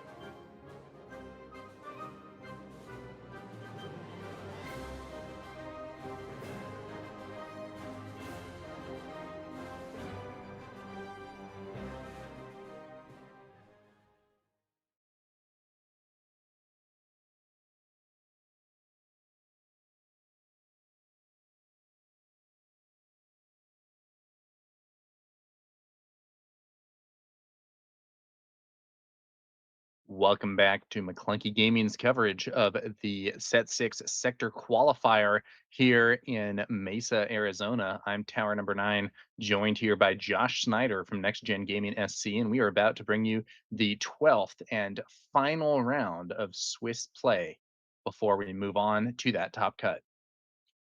One more round. The intensity in the room. I can feel it all the way across the country. These players, a lot to play for. At least 3 or 4 of these players, I believe the top 4 players are probably guaranteed a spot in the top 8 just looking at the standings. But we've got some matches to play out to see how the rest of this top 8 is going to unfold. Just to share quickly with you in the top 4, our 4 players that are X11 right now. 2 Cad Bane Tarkentown decks and 2 Han 1 Yellow. A little bit surprising here. Han 1 Yellow coming out of nowhere and looking to get 2 of them in the top cut. We've got Ophir, Maram, John Morris, George Hudson, and Julian DeVal in the top 4 right now, all looking to claim their spots in the top 8. What do you think about that, Tower? Han 1 Yellow kind of coming out of nowhere this weekend.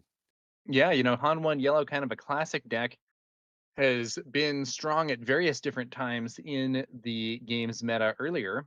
Definitely took a major hit when DJ was suspended, but there may still be some major value that deck can find as we're seeing people running it again and doing well. For a while that deck also had a reputation as being one that was unusually difficult to play and had more complicated lines, required more experience on the part of the player in order to do well. So maybe the Han 2 or the Han 1 experts are back for another go. Yeah, could be right, Tower. I mean, maybe this was the weekend because you're coming off the Tilburg sector where Han 2, multiple variants of Han 2 had great success. A third of the top 32 decks were Han 2 variants. Han 2 ECL was really the breakout deck and has been the breakout deck over the last few weeks. And there were 3 Han 2 ECLs in the top cut. And of course, SIP was able to take down the Tilburg sector with Han 2 ECL. So if you're a Han 1 Yellow player and you think aggro is going to be where it's at, a lot of these Han 2 ECLs, maybe some of these Tarkentown decks are rising up to try and counter Han 2 ECL, well, maybe Han 1 is a pretty good place to be. But we're getting ready for our final feature match of our Swiss rounds here in Mesa, Arizona. We've got Paul on the left, piloting Han 2 Blue, not Blue Force, just running Dagobah Swamp, the 30 HP base, and McCravey, who we've seen featured already this weekend, he's on the right, piloting Han 2 ECL. McCravey versus Paul. Lot to play for here, Tower. This could be a very important match for these players. We're going to see how they do as we move into that final round of Swiss.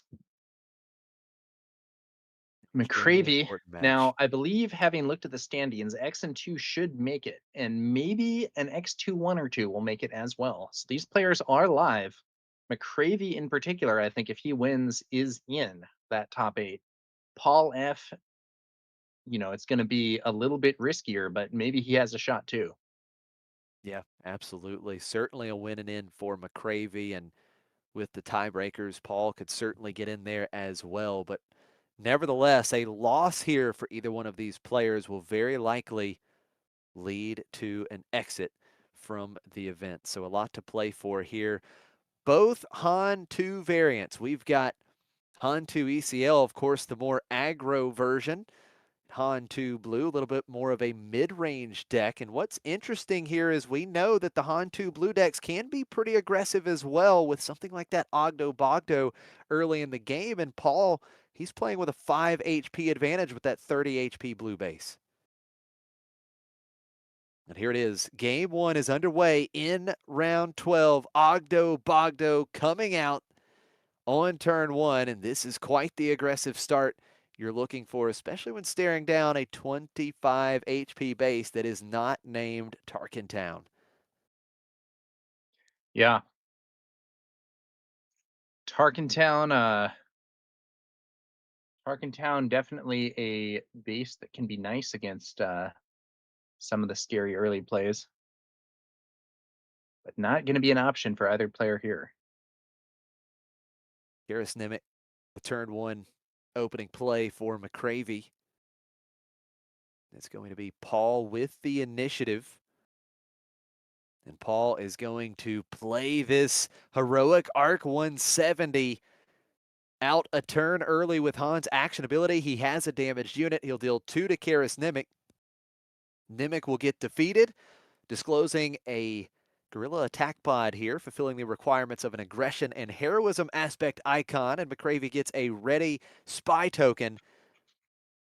Paul desperately trying to protect that Ogdo Bogdo. We are going to see McCravey playing Grogu on turn 2, but Ogdo Bogdo is going to heat things up. 5 damage into McCravey's base. Yeah. I think that that heroic Arc 170 has been a card that didn't look like the hypest thing in the world when it was previewed, but has definitely found a nice place here in Han 2. The ability to play it early and potentially use Han's ability to put damage on it and guarantee that it's going to have that ability firing can be quite relevant. Now Grogu moving some damage around with the action ability. The 2 damage taken off Ogdo Bogdo, put on the Heroic Arc 170. So Heroic Arc is defeated. Do see Poe Dameron coming out. Poe Dameron quick to improvise coming out. Garrus Nimmick going to damage that Poe. Yeah, the spy token created when Nemec was defeated the spy token, attacks not into Garrus Nimmick Poe, itself. and that sets up a heroic Arc 170 play from McCravey as well, removing Poe from the field. And Ogdo Bogdo here can't attack. Yeah, that's a great point. It's just so good for Grogu. Grogu, we have seen the power of this 3-cost unit throughout the weekend, and Ogdo just stuck, not able to attack currently. So McCravey finding the early Grogu, making some real strides. We're going to see the Outer Rim Outlaws coming out for Paul. Nice unit to use Han's ability with because they have shielded. So that unit is going to take the field. Bogdo over there still can't attack. So it's really just one unit on Paul's side of the board, at least one unit that has a relevant role to play at this time. Ogdo has been extremely sad once getting healed by the Grogu unit. Now here comes Luke Skywalker, the Jedi Knight. That's going to clear out the space arena. McCravey's Heroic Arc 170 is defeated, but we've got damage pouring in. 24 damage on. There's the Guerrilla Attack Pod with the Han Solo action ability, putting 2 damage on it. It comes in ready because the base has 15 or more damage, and with grit, that would be the final 6 damage needed with the ready Guerrilla Attack Pod. McCravey coming out strong here in game 1 and has the early lead. Yeah, and we see a card highlight there for the Guerrilla Attack Pod. This is a 6-cost aggression heroism unit, 4/6 rebel vehicle and walker. It has grit, so it gets +1 power for damage on it. And when played, if a base has 15 or more damage on it, it gets readied. So this saw some play early on in the game's life as a potential closer unit for Sabine, but Han 2 can make better use out of it because if he plays that card with his ability, not only is it able to be played more quickly, but the damage from the ability actually enables grit and allows it to hit even harder. Such a classic unit and such a strong one paired up with Han 2 and the ability to put that damage on it and have essentially a ready 6-power unit. Crucial there for McCravey and really a great finisher for these Han 2 decks.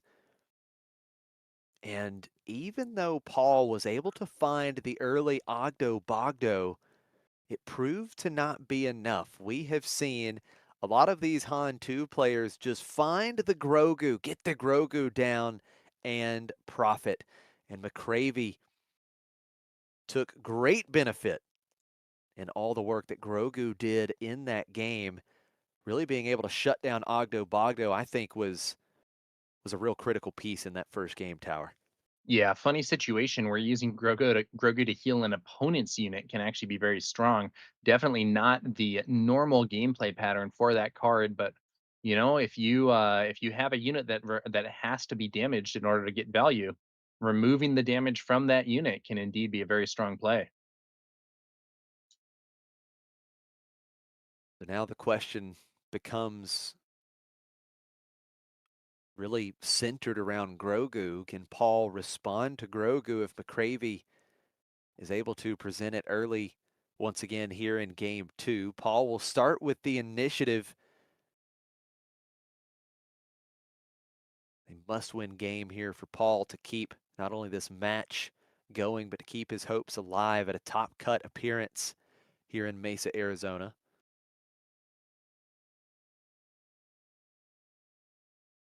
Paul satisfied with this opening hand.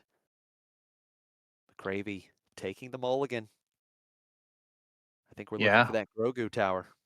if McCravey can keep the pressure on and get another aggressive win, I believe his spot in that top cut is secure. Can Paul stave him off this time and take us to game 3 for another shot at maybe, just maybe, making that cut?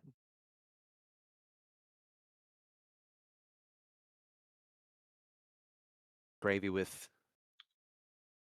a couple resourcing decisions to make here. After taking the mulligan, do we have Grogu again? We know that Karis Nemec has been a turn 1 play that McCravey's made several times throughout this tournament. We saw it in game 1.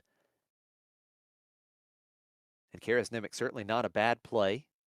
It does pose an answer to a turn 1 Ogdo Bogdo. Paul had the heroic arc to stop it, but look at this. Paul's going to play his own Grogu. It's Grogu versus Grogu on turn 1 here in game 2. Both Han action abilities used, and we've got a couple 1/4 Grogus now with the 2 damage on them.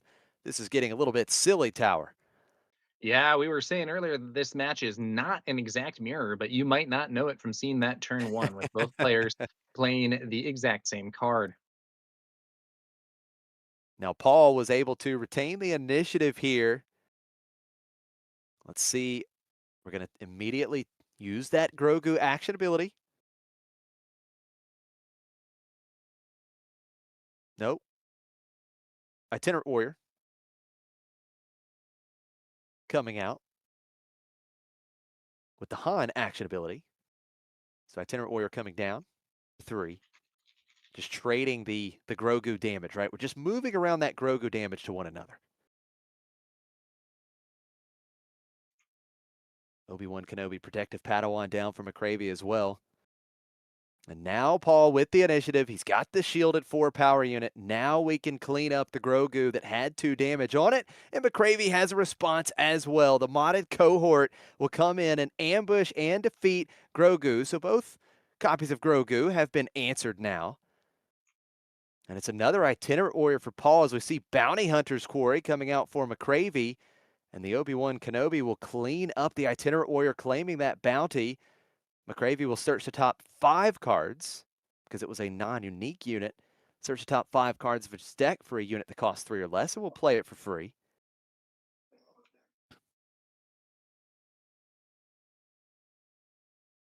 Itinerant Warrior, definitely a card that has been pretty effective. We've seen it in a bunch of the force decks, of course, but even in some non-force decks, the stats and shield there can be quite helpful. Absolutely. Cassian Andor found off the Bounty Hunter's Quarry, so McCravey able to extend to that Crowned Arena. 3 units now, but does have to deal with the shielded Itinerant Warrior and that shield creating some good value here in game 2 for Paul. Yeah. Oh, and look at this. We're going to play Let's Call It War. Paul's going to take out 2 units with 1 action here, dealing 3 to one of the units. He has the initiative, so he can deal 2 damage to another unit in the same arena. 2 of those ground units cleaned up instantly on McCravey's side. Strong play for Paul here on the 5 resource turn. let's call it war. Very interesting card. It's really one where, in some ways, you might think of it as being a worse version of open fire. And it certainly does less damage immediately, but it does have the potential bonus value where if you have the initiative, you can potentially use it to score a 2-for-1. And that is what we saw here. The heroic Arc 170 played for McCravey off the Han action ability, so coming in damaged, gave him a damaged unit to ping off the shield on the Itinerant Warrior. Now McCravey has played his Han Solo leader unit, and Han is going to take 4 damage from the Itinerant Warrior.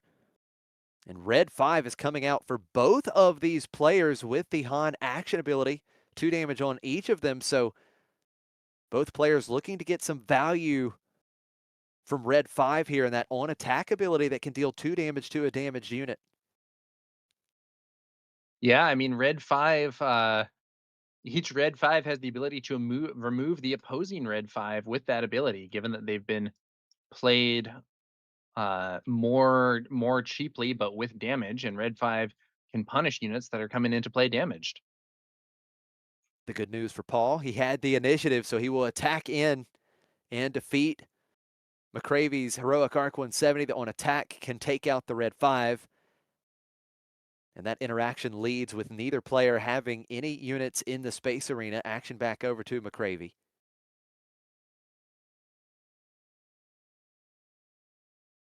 Okay. Itinerant Warrior taken out with Cassian. And look at this. Now we're going to see the Han action ability used for Paul playing Mace Windu, ambushing and defeating the Han Solo leader unit. And when the party crasher, when he attacks and defeats a unit, you get to ready him. So Mace Windu is ready, and that's a 5-power threat ready in Paul's ground arena.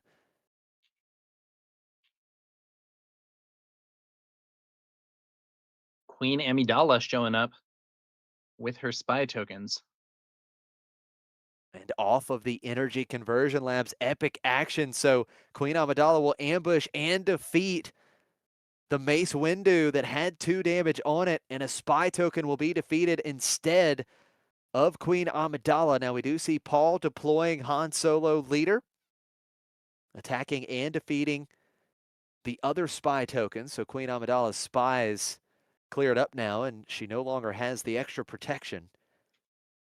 Yeah, and the first spy there was removed in that initial attack on Mace Windu from the Energy Conversion Lab ambush. That's why we only saw one entering play. Gravy getting in for 5 right away with Queen Amidala. 11 damage on Paul's base.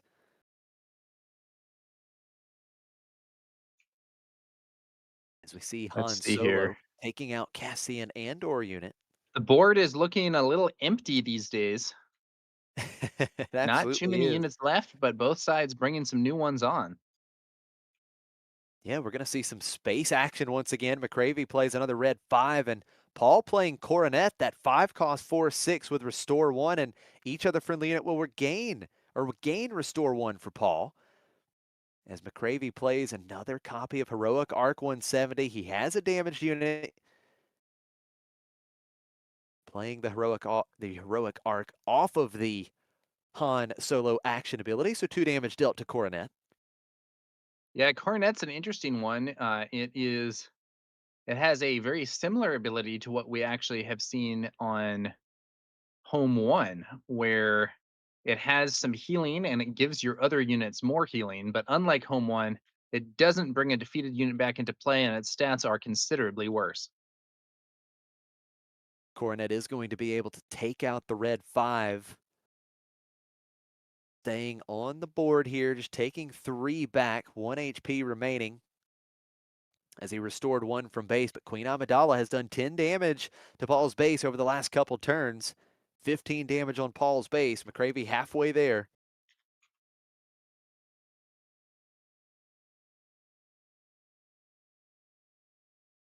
Another Grogu coming out for Paul.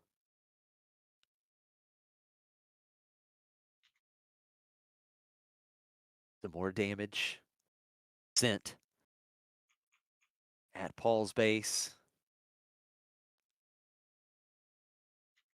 Queen Amidala and Han Solo traded here. Both leader units have been taken care of, and the 5-power threat at McCravy's ground arena answered as well, but we saw how good the Guerrilla attack pod was in game 1 for McCravy. We're going to see it again here in game 2 with the grit. It comes in ready. Has 2 damage on it, 6 power. We see the Poe Dameron quick to improvise, but McCravy is coming in for 6 with the Guerrilla attack pod. 24 damage on Paul's base. Just 6 HP remaining here in game 2. If that attack pod gets to swing again, it would be game over. But with Paul having the initiative and Poe Dameron on the field, he will be able to stop that attack pod. Additionally, with that coronet in play, there's going to be significant healing. So Poe Dameron swings in, uses the on-attack ability to clear the heroic Arc 170, clears the Guerrilla attack pod, and restore 1 thanks to coronet. Great tempo play. Poe Dameron quick to improvise. All the versatility with that on attack.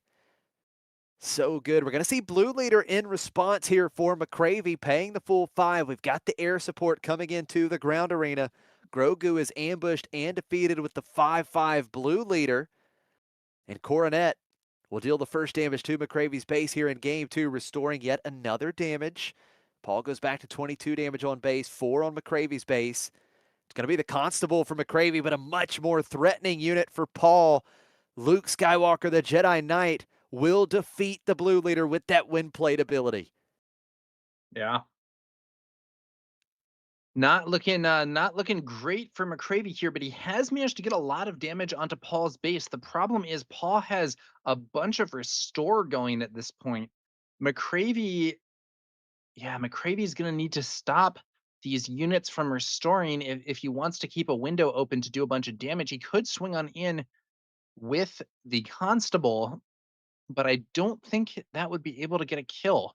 With a 30 HP base, still having 8 HP, even with a pump, I don't think the Constable would make it.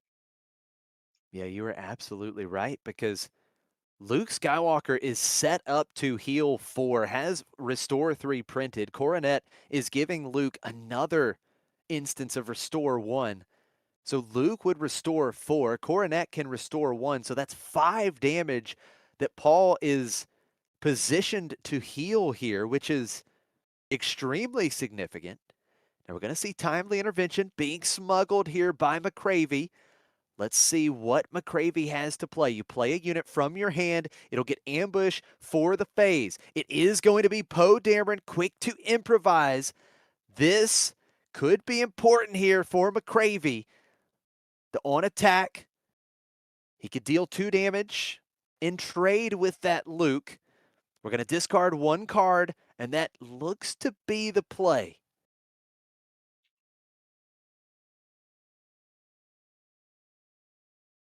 Yeah.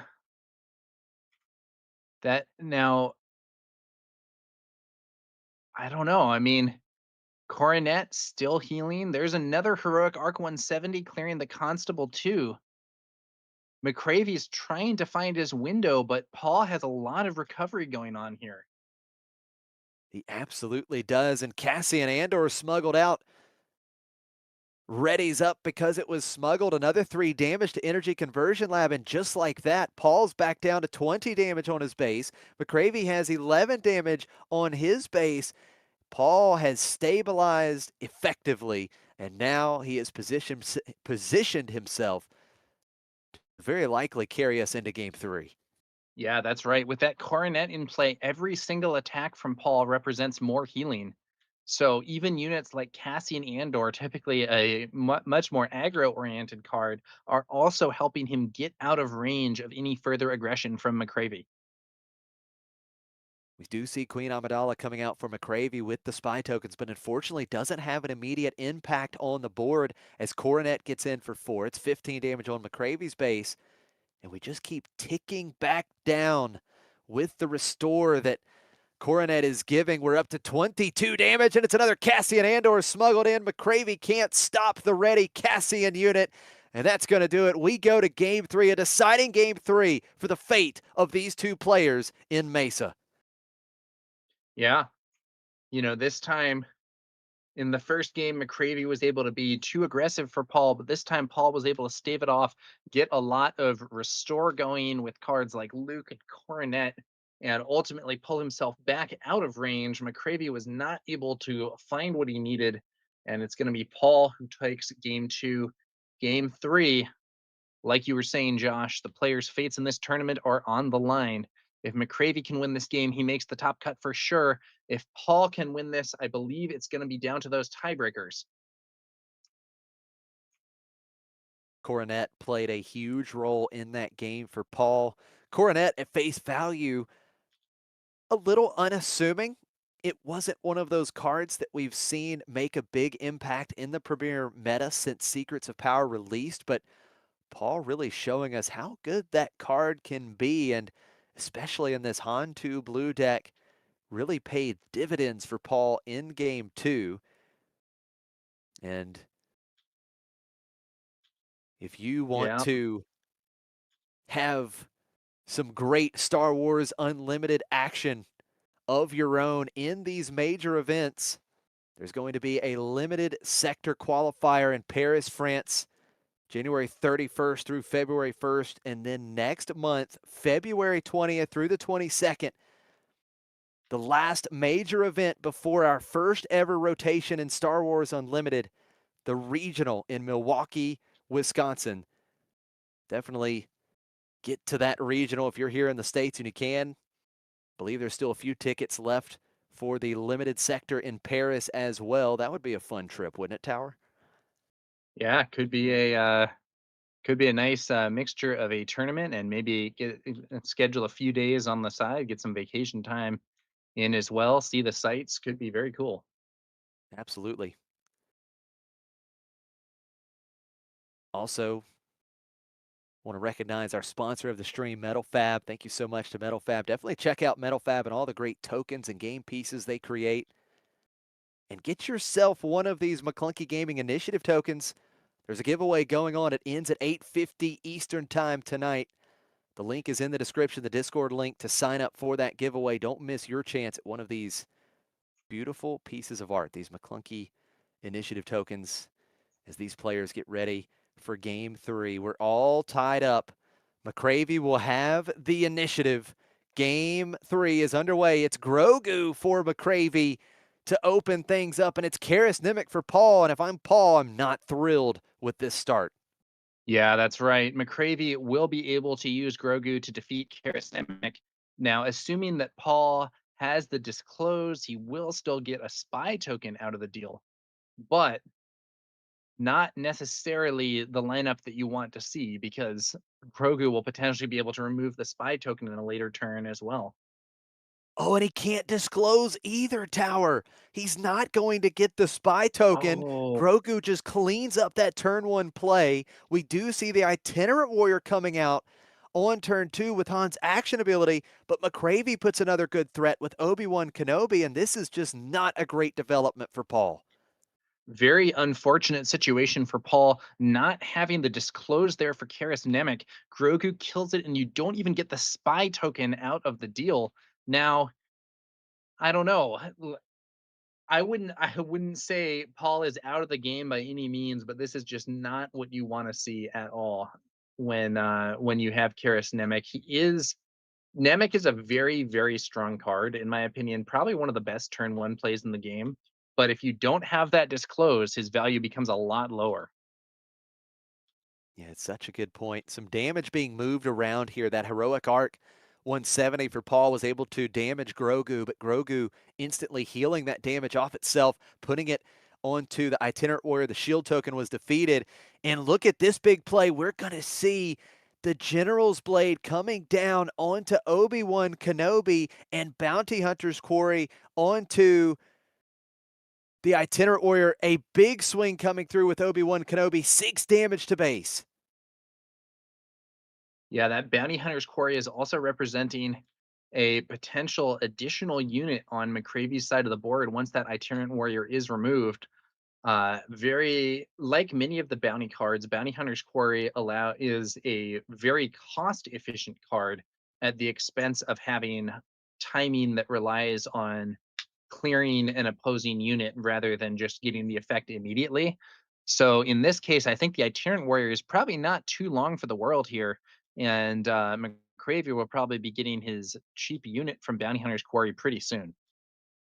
Now we are going to see, let's call it war, 3 damage to Obi-Wan Kenobi, 2 damage to Grogu, and that is enough to defeat the Grogu thanks to the Itinerant Warrior attacking Grogu last action phase, but another 6 damage with the General's Blade being wielded by the Protective Padawan. It's 12 damage on Paul's base, and Obi-Wan Kenobi is a Force unit, so the next unit that McCravey plays this phase will cost 2 less.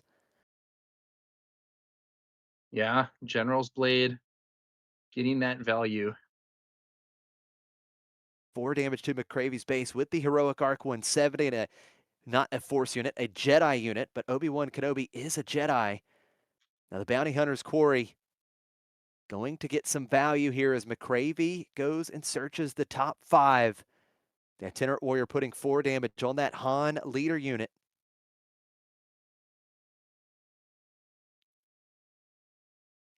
Let's see what McCravey can find here with the Quarry. Looking for a unit that costs 3 or less.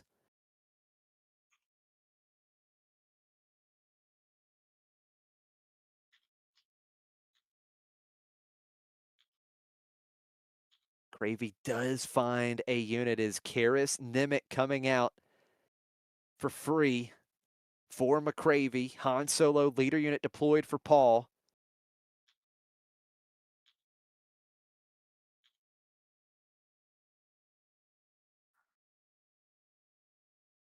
Let's see here. Does look like Paul is in some trouble here right now. 15 damage on his base. Not the strongest board ever. That General's Blade potentially generating a lot of value. Now we do see the Poe Dameron coming out, and I believe it was the Epic Action on Energy Conversion Lab. I don't see a token or anything showing us that it was used. There it is, but the Epic Action used on Energy Conversion Lab, Poe Dameron quick to improvise, coming out, ambushing, and defeating the Han leader unit. And this ground arena is insane right now for McCravey. Yeah, it's there is not a lot here for Paul. Maybe considering his options, but I don't really see him winning this one. Unless things really take a turn. Well, here's a start. Han, action ability used. Luke Skywalker, Jedi Knight, played for 6 resources. -3 to Poe Dameron. Poe is defeated. That was the biggest threat. We do see more damage coming through. 6 damage to base with Obi-Wan Kenobi, thanks to that General's Blade. We trade some damage here. Karis Nemec gets in for another 3. And I think there it is. There's the fist bump from Paul. He doesn't have a way to stop it. Obi-Wan Kenobi and General's Blade getting so much mileage for McCravey, and McCravey takes it 2 games to 1. He'll stay X2. He's going to the top cut here in Mesa, Arizona. Tough situation there for Paul. This time McCravey was really putting the aggression on. Paul was not able to answer that General's Blade. You know, early upgrades can be very threatening if not answered quickly, and General's Blade even more so because it does have that ability to get further units into play more cheaply and make the situation even worse. What a match. We were treated to another 3-game match, but McCravey on Han 2 ECL, the current deck that's really the one to beat. Really And being with that win, recognized. I believe McCravey has locked in a position in the top cut. So congratulations to him. We may be seeing him again as the event progresses. You are absolutely right. McCravey will definitely have a spot in the top 8. So we will see at least one Han 2 ECL in the top cut. We saw 3 last weekend at the sector in Tilburg. And we're going to have at least one here in Mesa. But this time around, Tower, the Han 2 decks have a bit of a challenge in the top cut because we know that there will be at least 2 Cad Bane Tarkentown decks in the top cut. Ophir, Maram, Wu, and George Hudson. George the Hulk Hudson both will be in the top cut with Cad Tarkentown. So we know that these Han 2 decks may have a tough road to the top of the standings at the end of this tournament. Yeah, and that's not only a potentially tough matchup against a Tarkentown build, but also some very strong players running that build. Both George the Hulk and Wu have had extremely strong performances in past Star Wars Unlimited events. So I think if I were running the Han 2 ECL, I would not be feeling real comfy hearing that about the top 8. Definitely not. Lots of decks that are kind of gunning for Han 2 ECL. Yeah, I mean, the Cad Bane Tarkentown, the Han 1 yellow, I think the Han 1 yellow rise here, 2 Han 1 yellows positioned to be in the top cut. And I think it's a great response to knowing that the Tarkentown decks were on the rise, knowing that some of these more aggressive strategies do